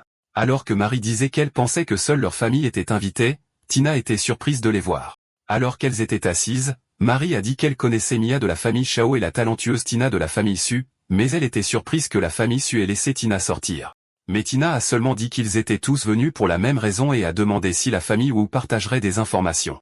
En réponse, Marie a dit que leur seul objectif était d'assurer la survie de Riku, mais qu'ils devaient également le rencontrer personnellement. À leur insu, un homme les regarde et demande à ses subordonnés ce qu'ils pensent de la situation. L'un d'eux a répondu qu'il se fichait des grandes familles et se demandait pourquoi Maître Lin les avait invités. En réponse, Maître Lin a calmement demandé s'il n'y avait vraiment aucune place pour la négociation. Par conséquent, le chef a dit que Riku pourrait aider la famille Lin s'il rejoignait leur organisation. En entendant cela, Maître Lin a reconnu que c'était vrai.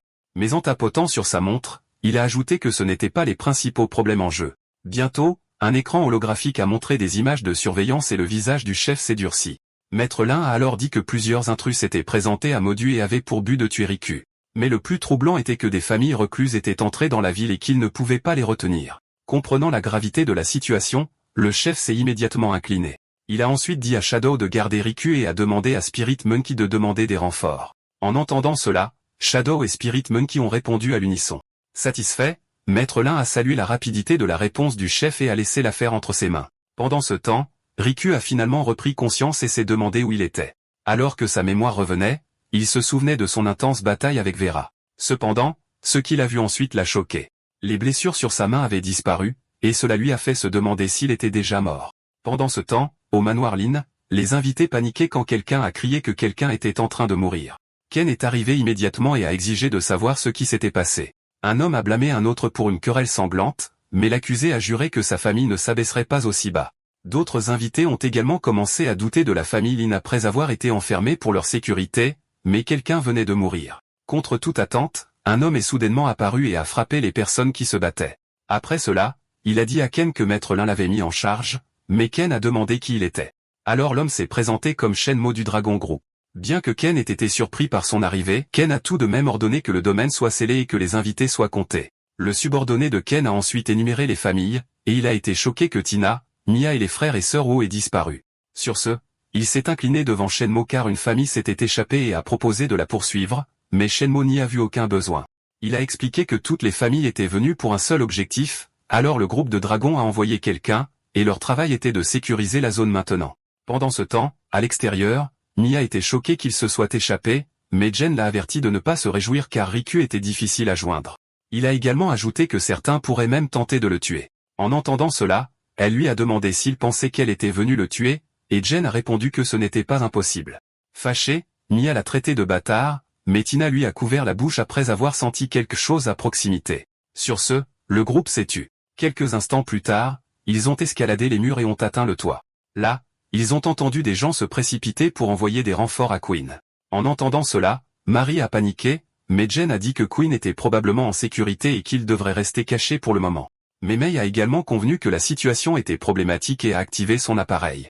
Alors que Jen posait des questions sur le gadget, Marie s'est souvenu que la famille Lin contrôlait les caméras, mais Mei a dit que c'était sa propre capacité. À l'écran, Ken a dit à Queen que tous les trois étaient portés disparus, mais Shenmue s'occupait de tout. En entendant cela, Queen a été brièvement confuse par la coopération du Maître Lin avec le groupe Dragon. Quoi qu'il en soit, elle a dit à Ken de rester au domaine pour s'occuper des invités et de regarder le combat devant elle. À ce moment, le grand homme a réalisé qu'il se battait contre l'ancien 9e assassin et n'avait jamais pensé qu'il servirait la famille Lin. Impassible, Max a répondu que parler ne mènerait nulle part et a chargé, mais le corps de l'homme a soudainement grandi. Pourtant, Max a continué à porter une série de coups de poing rapides qui n'ont pas laissé une seule marque. En représailles, l'homme l'a frappé d'un coup puissant. Pourtant, Max a réussi à déclencher un barrage de coupe-vent, mais l'homme a simplement levé les bras pour se défendre et a dispersé les attaques d'un mouvement ample, ce qui a surpris Max. Sans se décourager, Max s'est précipité à nouveau et a rencontré le poing de l'homme de plein fouet. Quelques instants plus tard, l'homme s'est effondré et a laissé Max vainqueur.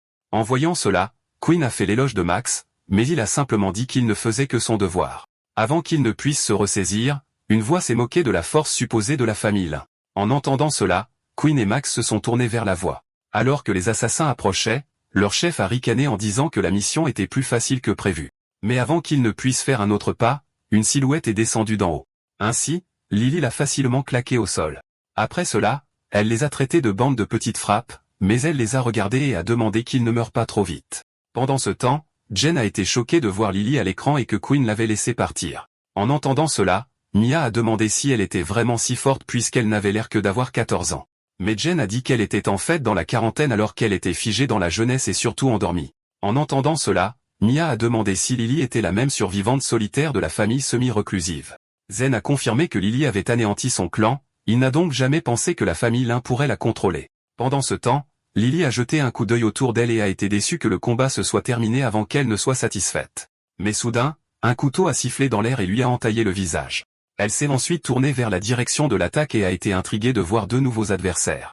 L'un d'eux s'est précipité vers elle à une vitesse fulgurante et était entouré de pétales de fleurs de cerisier tourbillonnants.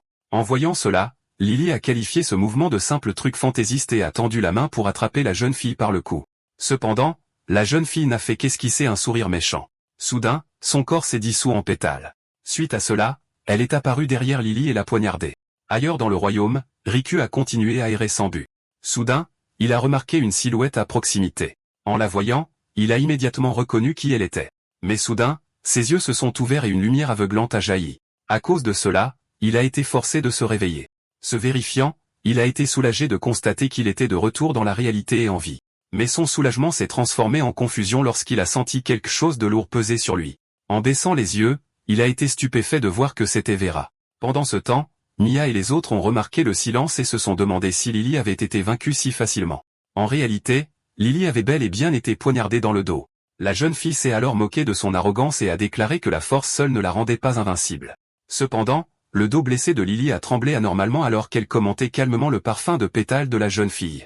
En entendant cela, la jeune fille l'a regardé avec choc. Devant ses yeux, le dos de Lily s'est tordu en un vide sombre alors qu'elle murmurait son aversion pour le parfum de pétales. Elle a ensuite tendu la main vers celle de la jeune fille. La jeune fille a donc essayé de se retirer, mais sa main avait déjà été coupée. Alors que le dos de Lily dévorait le membre coupé, Lily a demandé ce qu'elle devait consommer ensuite. Horrifiée, la jeune fille a dit que Lily devrait être morte, mais qu'elle était clairement un monstre. Avant que Lily ne puisse avancer, l'homme à proximité lui a demandé de s'arrêter. Il s'est ensuite présenté comme Crawford, un noble de l'Ouest. Il a demandé à Lily d'épargner son subordonné et a offert de se battre à sa place. Intriguée, Lily a accepté sans hésitation tant que cela la divertissait. Crawford a alors augmenté sa force et a commencé à changer en disant qu'il avait quelque chose à dire. Après s'être complètement transformé en une bête, il l'a averti de ne pas mourir trop vite. À proximité, Queen l'a reconnu comme la main de l'enfer de la région occidentale, mais n'avait jamais entendu parler de sa transformation en bête. L'instant suivant, Crawford est apparu derrière Lily, et elle a à peine réagi à temps.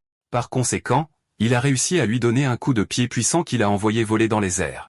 Après cela, il l'a poursuivi dans les airs et a claqué son corps avec une force immense.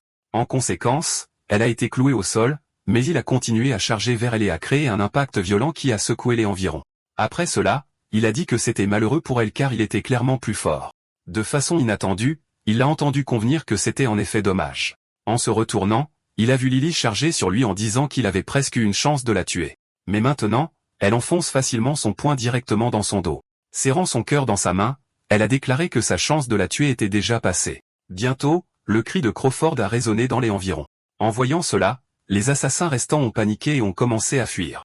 Cependant, Quinn a ordonné à ses forces de boucler la zone et de ne laisser aucun survivant. Ainsi, ces hommes sont rapidement partis à la poursuite des assassins en fuite. Pendant ce temps, à proximité, Tina a dit que leur cible pourrait être devant, mais qu'il n'y avait pas encore de passage. Sur ce, May a demandé quoi faire ensuite puisqu'elle refusait de rentrer, alors Jen a dit qu'il ne pouvait qu'attendre un peu plus longtemps. Pendant ce temps, à la résidence de Riku, Sue a dit à Quinn qu'elle avait de bonnes et de mauvaises nouvelles. Elle a ensuite dit que Riku était en sécurité, ce qui a soulagé Quinn qui a ensuite demandé les mauvaises nouvelles. En réponse, Sue a dit que la mauvaise nouvelle était qu'il y avait une femme dans sa chambre. En entendant cela, Quinn a mis fin à l'appel, et cela a fait réaliser à Sue que sa blague était allée trop loin. Avant qu'elle ne puisse réfléchir davantage, elle a senti une aura intense à proximité. En regardant, elle a découvert que quelqu'un s'était faufilé à travers leur défense. Pendant ce temps, à l'intérieur de la chambre de Riku, Vera ouvrit lentement les yeux. Désorientée, elle a demandé qui il était. En regardant autour d'elle, elle a également commencé à demander où ils étaient. En entendant cela, Riku fut surpris de constater qu'elle avait perdu la mémoire et s'étonna qu'un PNJ de jeu soit apparu dans le monde réel. Cependant, il remarqua qu'elle ne portait pas de vêtements, alors il décida de se lever et lui tendit une chemise à porter. Tout en s'habillant, Vera a demandé qui il était, mais Riku a demandé à la place si elle ne se souvenait vraiment de rien. Soudain, des larmes ont rempli ses yeux alors qu'elle se demandait qui elle était. La voyant pleurer, Riku paniqua et lui dit de ne pas pleurer. Mais elle ne s'arrêta pas, alors il lui assura que tout irait bien et que ses souvenirs reviendraient. Après s'être calmée, elle a demandé s'il connaissait son nom et il lui a dit que c'était Vera. Elle leva ensuite la main et utilisa la magie pour écrire le nom Vera. Voyant cela, Riku fut stupéfait qu'elle puisse encore utiliser la magie dans le monde réel. Cependant, Vera fronça les sourcils et dit qu'elle n'aimait pas le nom. Amusée, Riku suggéra de l'appeler plutôt Vera. Après avoir écrit le nom dans l'air, elle a finalement déclaré qu'elle l'aimait beaucoup mieux. Juste à ce moment-là, son estomac grogna bruyamment. Embarrassée, elle détourna le regard tandis que Riku lui demanda si elle avait faim. Sur ce, il lui dit d'attendre un peu et lui promit de lui faire goûter sa cuisine. Plus tard, pendant qu'il cuisinait, il consulta les nouvelles pour la première fois depuis qu'il était entré dans le royaume de Vera. En voyant le panneau d'état de Quinn, il remarqua qu'elle se distinguait partout où elle allait. Laissant cela de côté, ses pensées revinrent à la magie de Vera et il se demanda s'il pouvait l'utiliser aussi. Curieux, il décida d'essayer de lancer une boule de feu, mais rien ne se passa. Alors il soupira et pensa que c'était impossible. De façon inattendue, il remarqua une faible étincelle vaciller sur sa paume. Sur ce, il se demanda si cela pourrait réellement être possible. Déterminé, il essaya de crier boule de feu, et une vraie apparut dans sa main. Pendant ce temps, à l'extérieur du bâtiment, Quinn prévoit d'entrer, ce qui a fait que Sue l'a appelé pour ne pas entrer. Au même moment à l'extérieur, le majordome de la famille Lin, Lao, avait ordonné de prendre soin des blessés, mais se demandait aussi où Quinn était allé. Soudain, un subordonné lui dit que Quinn était entré seul, alors il les réprimanda pour l'avoir laissé agir seul. Sur ce, il leur ordonna d'entrer et d'assurer sa sécurité.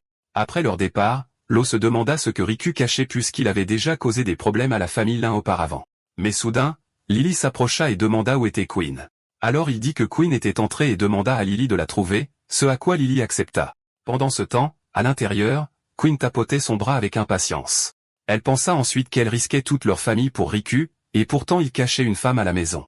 Déterminée à obtenir des réponses, elle décida de le confronter face à face. Mais lorsque l'ascenseur s'ouvrit, quelqu'un sortit et lui offrit une fleur. Alors qu'elle l'acceptait, Quinn se demanda qui il était puisqu'elle avait complètement scellé le bâtiment.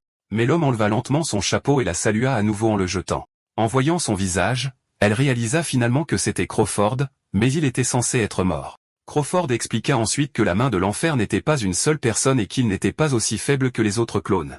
En entendant cela, Quinn comprit pourquoi les informations sur la main de l'enfer avaient toujours été contradictoires. Soudain, il révéla que les autres n'auraient pas dû tomber si vite et affirma que la compréhension de Quinn des êtres comme Lily était incomplète. Il avertit que Lily était construite pour détruire et se retournerait contre eux à la fin en tant que nettoyeur du monde. Sur ce, Quinn dit qu'il semblait les connaître, et Crawford acquiesça. Suite à cela, il déclara qu'il était lui-même un nettoyeur du monde et se mit à l'attaquer.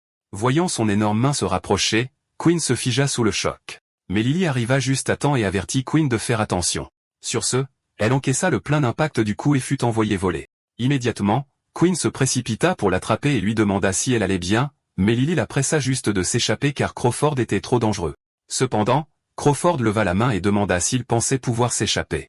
Suite à cela, il révéla que le bâtiment était scellé et que personne ne pouvait les interrompre. Avec les alliés de Quinn partis, il fit face à Lily et dit qu'ils étaient tous donnés en tant que nettoyeurs du monde destinés à purger le monde. Il ajouta également qu'ils étaient nés de la mission du monde et l'invita à cesser de retenir son pouvoir. En entendant cela, Lily fut confuse par ce qu'il entendait par mission. Alors il expliqua que son envie de détruire était naturelle et qu'elle pouvait enfin la laisser sortir. Ces mots rendirent alors Lily curieuse, alors Quinn l'avertit rapidement de ne pas l'écouter. Mais l'intérêt de Lily pour la destruction commença à prendre le dessus. En regardant cela, Crawford dit que c'était exactement ce qu'il voulait voir. Mais Lily répondit froidement qu'elle commencerait sa destruction avec lui, puis chargea pour attaquer. Cependant, son coup passa à travers lui et il expliqua que c'était son domaine, donc les attaques n'avaient aucun effet sur lui. Sur ce, il lui dit d'attaquer Quinn qu'il avait toujours tenu. Lily commença alors à se tenir la tête avec douleur alors que des pensées conflictuelles la traversaient. Malgré le chaos à l'intérieur d'elle, elle réussit à appeler le nom de Quinn. Puis, au mépris de l'ordre de Crawford, elle le maudit et attaqua. Voyant cela, il réalisa qu'elle avait l'intention de rejeter son offre, alors il se mit à lever la main pour l'achever. Ainsi, son coup la frappa directement. Mais à sa grande surprise, elle survécut et il découvrit qu'elle s'était en fait retenue à l'extérieur. Pourtant, il dit que c'était inutile puisque c'était son domaine, et il voulait voir combien de temps elle pouvait durer. Mais avant qu'il ne puisse frapper à nouveau, il fut soudainement attaqué. Après avoir été forcé de reculer, il demanda qui était la personne. Mais Sue se tourna seulement vers Quinn et s'excusa d'être en retard. Crawford réalisa alors que Sue appartenait à l'une des familles recluses. Pourtant, il rit et dit qu'elle n'avait aucune chance dans son espace. Mais Sue se contenta de sourire et leva son épée en disant qu'elle effacerait ses pitoyables ruses. D'un mouvement rapide, l'espace déformé autour d'eux se brisa comme du verre. Incapable de riposter, il invoqua rapidement un portail de téléportation pour s'échapper. Mais Sue refusa de le laisser partir, alors elle se jeta en avant. Lorsque son attaque atteignit le portail, un cri de douleur retentit de l'intérieur. Quand le portail disparut, Quinn demanda s'il était mort, mais Sue dit qu'elle l'avait seulement blessé et qu'il était difficile à tuer. À ce moment-là, Lily ouvrit les yeux et demanda quel pouvoir Sue avait utilisé, mais Sue dit à Lily de ne pas la regarder comme ça, car leur méthode de culture n'était pas faite pour elle. Passant à autre chose, Quinn laissa de côté la provocation de Sue et demanda la situation de Shen. En réponse, Sue dit qu'une femme avec un pouvoir terrifiant était soudainement apparue dans la chambre de Riku. Mais avant que Quinn ne puisse répondre, les portes de l'ascenseur s'ouvrirent et elle fut confuse par la fille devant elle. Shadow dit alors qu'elle avait été envoyée par le maître Lin pour s'occuper de Riku, et Quinn prendrait le relais après. En entendant cela, Quinn accepta les ordres du maître Lin, mais se sentit agacé car de plus en plus de femmes continuaient d'apparaître autour de Riku. Par conséquent, Shadow lui assura qu'elle le verrait bientôt. Pendant ce temps, à l'intérieur de la maison, Riku était confus quand Vera l'a soudainement embrassé. Elle dit alors qu'elle l'aidait car son corps était faible et pouvait être endommagé de façon permanente. Elle dit aussi qu'il aurait dû mourir, mais un pouvoir qu'elle détestait l'avait sauvé et cela le rendait confus. Mais comme elle le tenait, il se sentait en fait mieux et se demandait si l'expérience de mort imminente du jeu pouvait affecter la réalité. Ensuite, il l'aborda doucement en pensant qu'elle venait de le rencontrer, mais avait quand même choisi de le guérir. Plus tard, alors qu'il était dans la cuisine, il entendit soudainement la porte. Regardant à travers le Judas, il vit les filles et Shadow se présenta comme Yuri qui avait été envoyé pour le protéger. Riku laissa alors Yuri entrer et demanda pour les autres, mais elle dit qu'elle avait besoin de lui parler seule. Sur ce, il demanda si elle était vraiment du groupe Dragon et s'il était en danger. Pour prouver son identité, Yuri montra sa carte d'identité et dit que Quinn avait conduit la famille Lin à arrêter les ennemis qui lui faisaient du mal. Choqué, Riku demanda rapidement si un tel incident s'était réellement produit. Cependant, Yuri dit que les choses resteraient calmes pour le moment et que son groupe avait déjà rassemblé des informations sur lui. Les données montraient qu'il s'était séparé de Quinn et ne voyait personne, alors elle demanda qui était dans son lit. Dans la panique, Riku cria qu'elle était sa petite amie. Yuri s'essuya alors le visage et lui dit calmement de baisser la voix car d'autres pourraient entendre. À ce moment-là, Quinn frappa à la porte et interrogea Riku. Alors qu'elle exigeait des réponses, tu l'exhorta à laisser tomber pour le moment. À l'intérieur, Yuri révéla à Riku que tout avait commencé avec un monde complet, ce qui le laissait confus. Elle confirma donc que le jeu n'était pas qu'un jeu. Elle dit ensuite qu'il y a 10 ans, des signaux étranges avaient été détectés et qu'on avait d'abord pensé qu'il s'agissait d'une preuve de vie extraterrestre. Mais une fois déchiffré, ils ont découvert que le signal provenait d'un autre monde et portait un avertissement important. Sur ce, Riku fut stupéfait que le message disait que leur monde fusionnerait et fusionnerait tout en un. Après avoir entendu cela, il réalisa pourquoi le monde complet s'était lancé maintenant, mais il demanda aussi comment il savait que le signal était réel. Yuri dit qu'ils en avaient douté au début, mais avec le temps, de plus en plus de personnes ont commencé à montrer d'étranges pouvoirs. L'environnement de la planète a également commencé à changer, et chaque nation a convenu que la fusion était inarrêtable. Par conséquent, Complete World a été construit pour faciliter l'adaptation, mais quelqu'un pour revendiquer des ressources avant que les mondes ne fusionnent. Alors, en tant que meilleur joueur, il est devenu une cible et doit rejoindre le groupe Dragon pour survivre et protéger son pays. En entendant cela, il se sentit dépassé, n'imaginant jamais que les choses s'aggraveraient autant. À l'origine, il était entré dans le jeu à la recherche d'une vie meilleure, mais maintenant avec le pouvoir en main, le monde commence à changer. Mais comme les changements étaient inarrêtables et que la guerre pourrait arriver, il savait que ce n'était pas le moment de résister. Il finit donc par accepter et lui demanda ce qu'il devait faire. Elle dit alors qu'il n'avait qu'à passer le test, et il lui donnerait un soutien et une formation complets.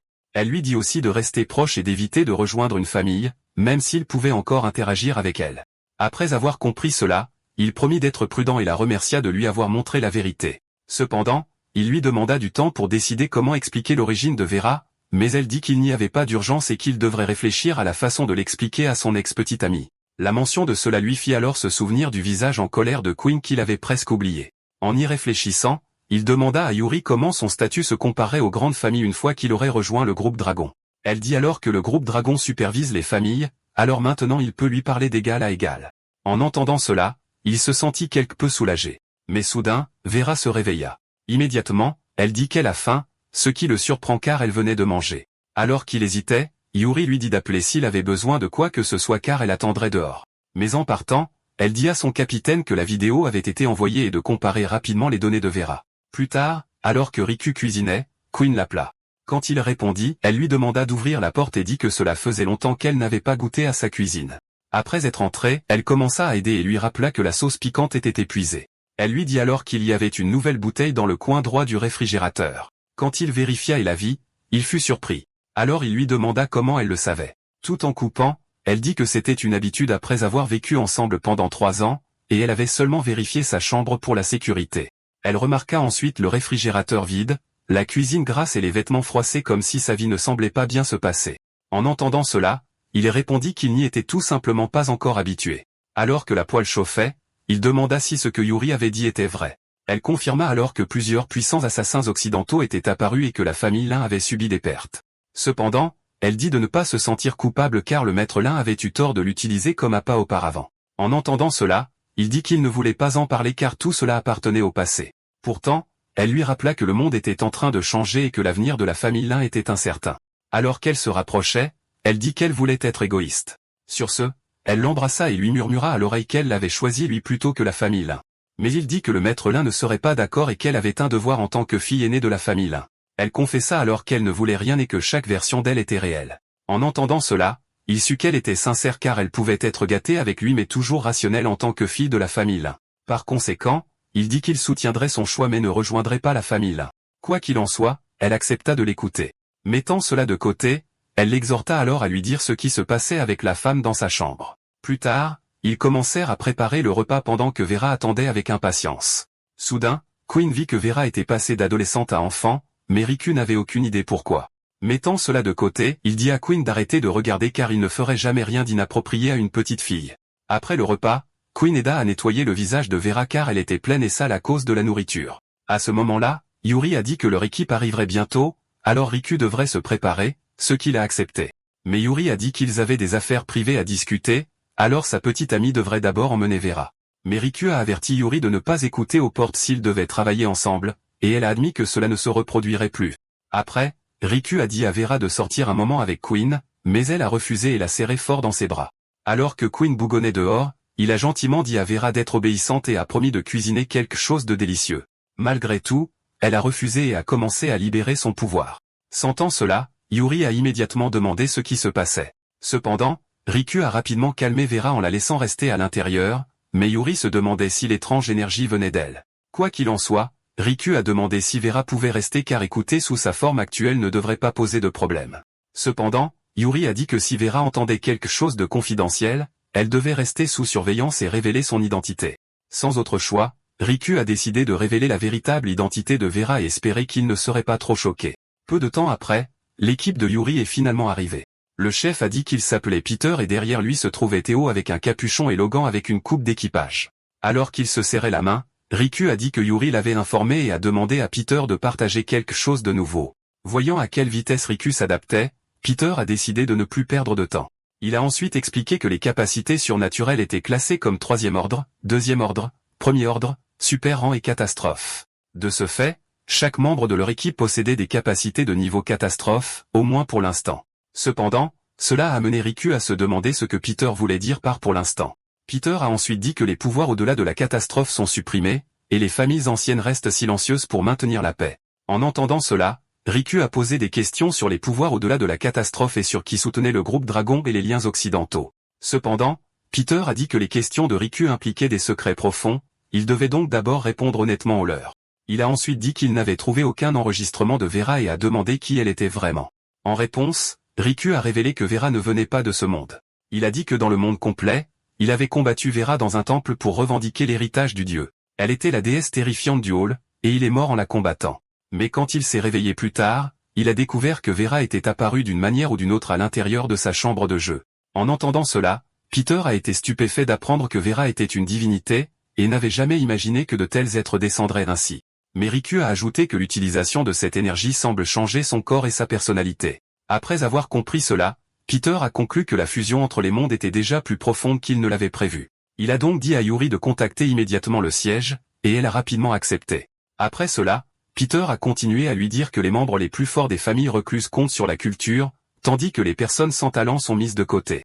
Au fil du temps, ils sont devenus les fondateurs de familles aristocratiques comme celle de Queen et Su. Pendant ce temps, le groupe Dragon est soutenu par les familles recluses de Yuan, Ron et Nan. Peter a expliqué que les êtres surnaturels communs culminent au niveau catastrophe, et les cultivateurs dépassent le niveau catastrophe par des étapes allant de l'acquis à l'ascension. Pendant que Riku calmait Vera, Peter a dit qu'ils étaient venus le recruter et tester son potentiel de cultivation. Il a sorti une boussole et a dit que si Riku avait l'aptitude, il pourrait rejoindre l'une des 3 grandes familles anciennes. Bien que Riku ait compris, il a demandé ce qu'il adviendrait des assassins occidentaux qui avaient essayé de l'attaquer. Peter a ensuite dit que le nettoyeur mondial venait de blâmer les puissances orientales et cherchait d'autres ressources mondaines pour affaiblir la nation du dragon. Alors, après avoir vu les compétences de Riku, ils ont essayé de le tuer, mais leurs faibles et les familles recluses le garderaient en sécurité. Après avoir expliqué cela, il a demandé à Riku de placer sa main sur la boussole. Alors que la boussole brillait, il a expliqué que l'aptitude à la cultivation avait 8 niveaux comme mortel, saint, divin et immortel. Bientôt, la boussole s'est illuminée vivement, alors Peter a deviné que le résultat était une aptitude de classe sainte. De façon inattendue, la boussole s'est soudainement fissurée et brisée. Voyant cela, Riku a immédiatement demandé ce que cela signifiait. Peter a ensuite dit qu'elle ne pouvait pas supporter son pouvoir, et que son aptitude est au moins sainte, mais certaines familles pourraient lui faire plus de mal maintenant. Avant de partir, il a dit à Riku qu'il devait contacter les 3 grandes familles et demander une protection experte. Par conséquent, il a dit à Riku de rester à la maison jusqu'à ce que les anciennes familles viennent le chercher. Après leur départ, Riku a été stupéfait de la rapidité avec laquelle tout s'était passé. Avant qu'il ne puisse réfléchir, Vera s'est réveillée et a demandé s'il était temps de manger. En entendant cela, il a soupiré car son appétit grandissait et elle avait encore rétréci. Malheureusement, il n'y avait presque plus de nourriture à la maison, alors il a utilisé sa montre pour contacter Queen et lui a demandé d'en acheter. Plus tard, pendant que Vera mangeait, Riku a demandé à Queen si sa famille avait été testée pour son aptitude à la cultivation. De plus, il a demandé quelle était sa classification. En réponse, elle a dit qu'elle était probablement aussi de classe sainte, ce qui l'a surpris qu'il corresponde. Voyant sa réaction, elle a soupçonné que son résultat correspondait au sien. Cependant, il a dit que la boussole s'était cassée au niveau de saint, et qu'elle serait retestée plus tard par les grandes familles. Laissant cela de côté, il a demandé pourquoi les familles recluses ne l'avaient pas nourri malgré son rare aptitude de classe sainte. Elle a ensuite dit que les étrangers l'avaient rarement, mais sa famille cachait sa lignée de classe sainte. Voyant l'expression surprise de Riku, elle lui a dit de se calmer d'abord. Après cela, elle a dit que cela avait commencé quand un ancêtre avait trouvé un royaume secret avec un trésor qui attirait le soutien des familles recluses. Ensuite, beaucoup ont essayé de s'emparer du trésor, mais seule la lignée Lin pouvait entrer, alors ils ont continué à y envoyer des gens. Mais tous ceux qui sont entrés sont morts après leur départ, et Queen est devenue la seule ligne directe de la famille restante. Donc, si elle avait pris l'aide de la famille Nan, elle aurait été envoyée dans le royaume, mais elle a choisi de vivre. En entendant cela, Riku a compris pourquoi elle était restée à l'extérieur et pourquoi la famille Lin avait caché la vérité. Cependant, elle a dit qu'elle n'était pas restée seulement à cause de cela, mais aussi pour lui. En entendant cela, Riku a demandé si elle irait à Pink City, mais doutait qu'il la laisserait partir ou s'impliquer. Queen a ensuite dit que la famille Nan la pressait depuis 2 ans car le royaume allait rouvrir bientôt et pourrait révéler pourquoi les héritiers Lin étaient morts. Par conséquent, il a demandé si elle l'accompagnerait aux 3 familles, et s'il était sage de quitter le clan Lin pour un autre. En réponse, elle a dit que les familles Lin et Nan avaient toujours de l'influence, mais les 3 clans la soutenaient.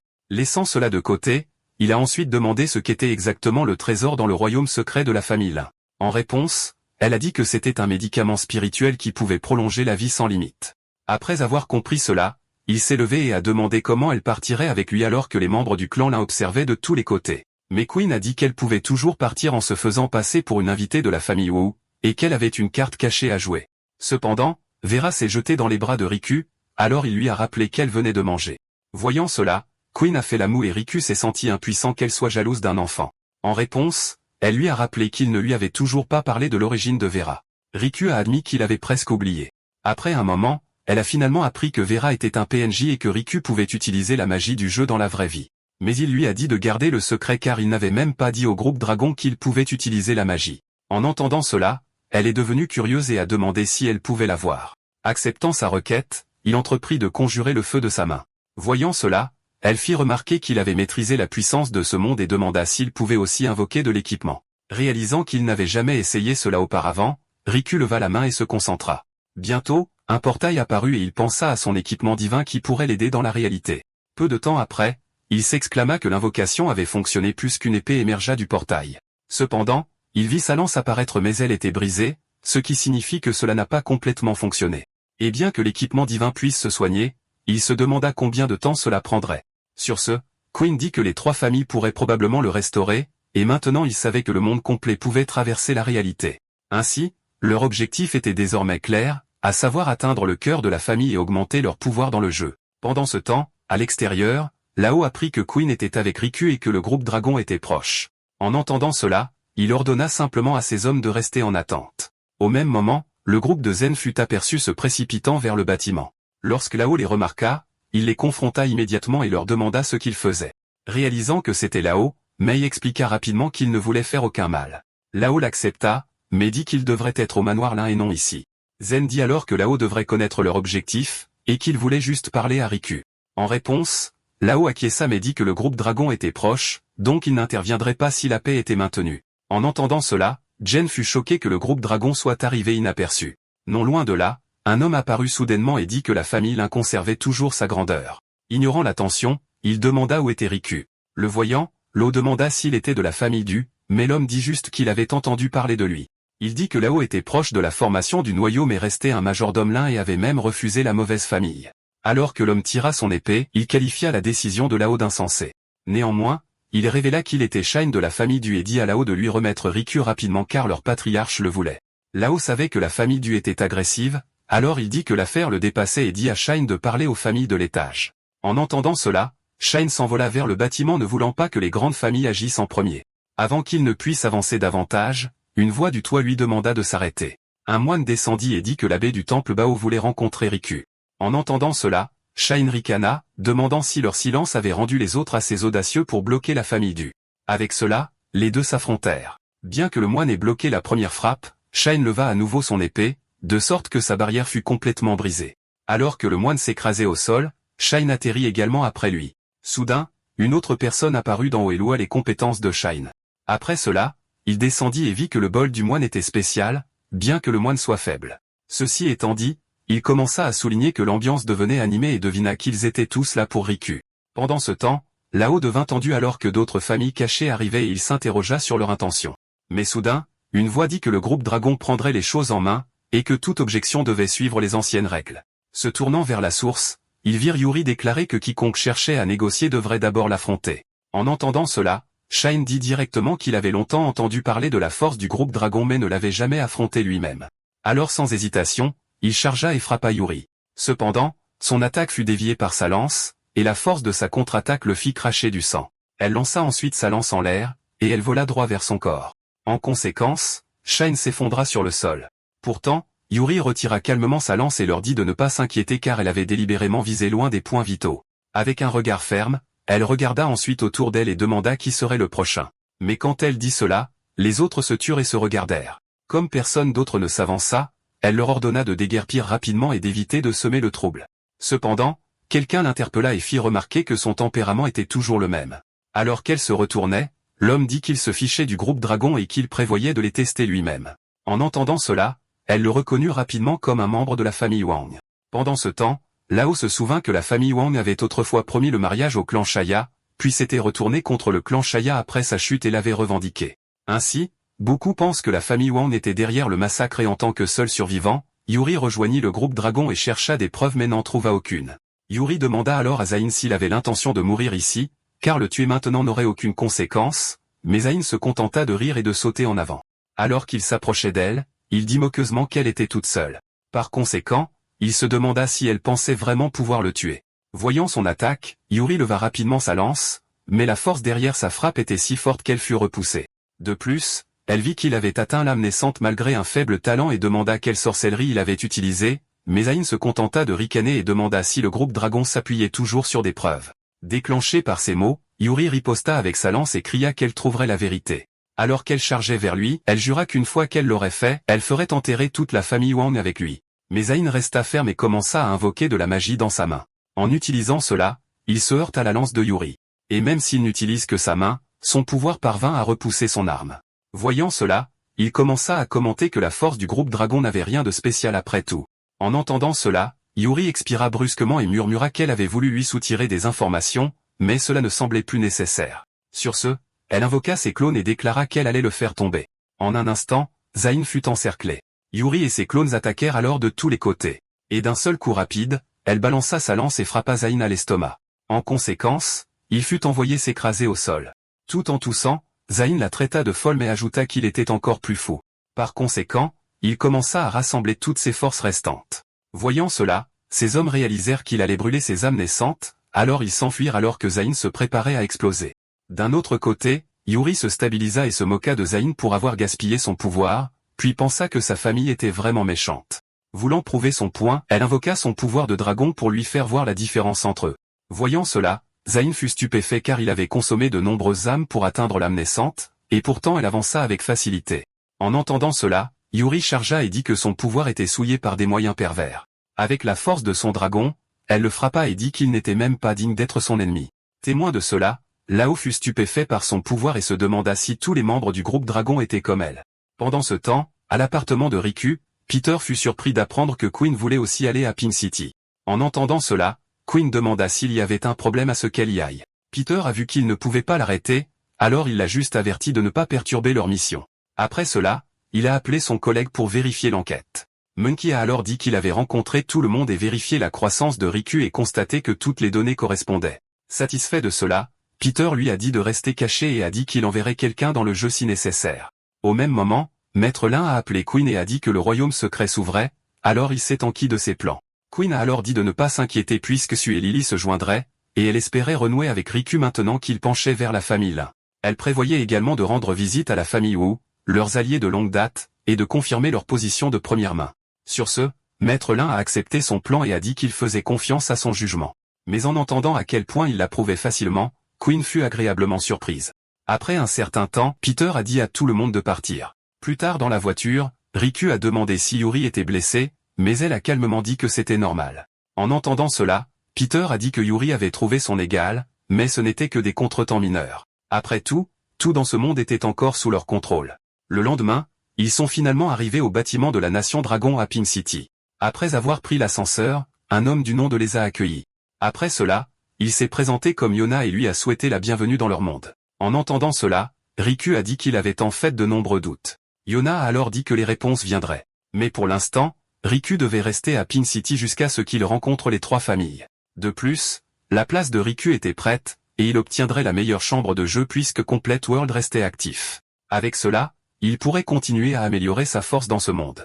En entendant cela, Riku se demanda s'il n'était pas assez fort pour affronter les trois familles, mais choisit quand même de se conformer.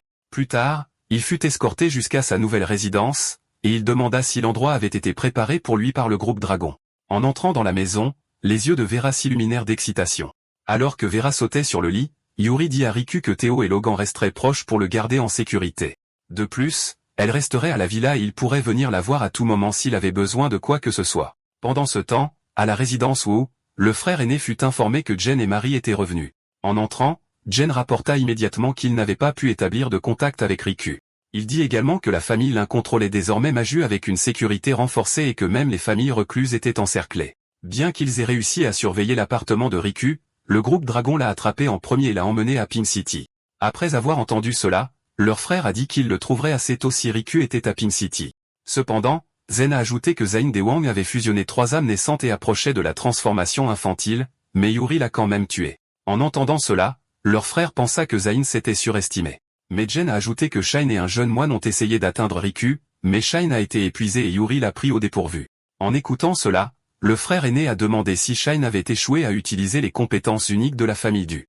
Zen a dit que Shine n'avait pas utilisé les compétences de la famille Du, mais le frère aîné en doutait donc qu'il devait surveiller ceux qui venaient à Madu. Pour l'instant, leur meilleure option était d'attendre, de recueillir des informations et de se préparer. Il les a quand même exhortés à continuer à s'entraîner dans le monde complet et à trouver une chance d'atteindre Riku. 2 jours plus tard, Riku s'est réveillé tôt le matin. Tout en se sentant un peu mal à l'aise, il a entendu Vera dire qu'elle avait faim, ce qui l'a fait sourire. Ensuite, les deux se sont nettoyés et se sont brossés les dents ensemble. Plus tard, alors qu'il vérifiait le réfrigérateur, Yuri l'a remarqué et lui a demandé s'il se réveillait toujours aussitôt. Il a alors dit qu'elle n'avait pas besoin de rester éveillée et a demandé si le surveiller sans arrêt était vraiment nécessaire. Mais Yuri a dit que c'était sa mission et qu'il connaissait le danger, donc elle devait le protéger. En entendant cela, Riku a plaisanté en disant qu'elle pourrait aussi bien dormir dans sa chambre et elle a dit que cela ne la dérangerait pas. Embarrassé, il lui a dit d'oublier ça car il ne se sentirait pas à l'aise. Mais Yuri l'a taquiné en lui demandant s'il craignait sa petite amie et a dit qu'elle ne le saurait jamais. Cependant, elle a soudainement été qualifiée de mauvaise femme. Quand Yuri a baissé les yeux, elle a vu Vera la frapper et la presser de s'en aller. Pourtant, elle a tapoté la tête de Vera et a dit que la petite ne semblait pas l'aimer. Et Riku a répondu, Vera n'aimait probablement pas les mauvaises femmes. Plus tard dans la cuisine, Riku a dit qu'il manquait de nourriture et a demandé si elle faisait généralement des réserves de provisions. Mais Yuri a dit qu'elle ne cuisinait jamais et envoyait généralement les gardes acheter de la nourriture, alors elle pourrait les renvoyer. Cependant, Riku lui a dit d'oublier ça car il semblait qu'elle dérangeait souvent son équipe. Après avoir fini de manger, ils sont allés vérifier la chambre de jeu. À l'intérieur, Vera s'est exclamée avec enthousiasme qu'elle voulait jouer aussi, alors Riku lui a rappelé de bien se tenir. Mais soudain, la chambre a commencé à se préparer à l'activation, ce qui l'a confus. Alors que le compte à rebours commençait, il réalisa que le jeu se lançait automatiquement. Un instant plus tard, il ouvrit les yeux et se demanda rapidement où il était. À sa grande surprise, il se retrouva dans la zone des débutants du monde complet. À ce moment, un énorme monstre apparut soudainement devant lui. Cependant, il a vu qu'il avait perdu tout son pouvoir et savait qu'il aurait paniqué avant. Mais maintenant, il était sûr de pouvoir affronter n'importe quel défi à venir avec courage, surtout avec Vera à ses côtés. De plus, ses réalisations dépassaient maintenant 1 milliard de points.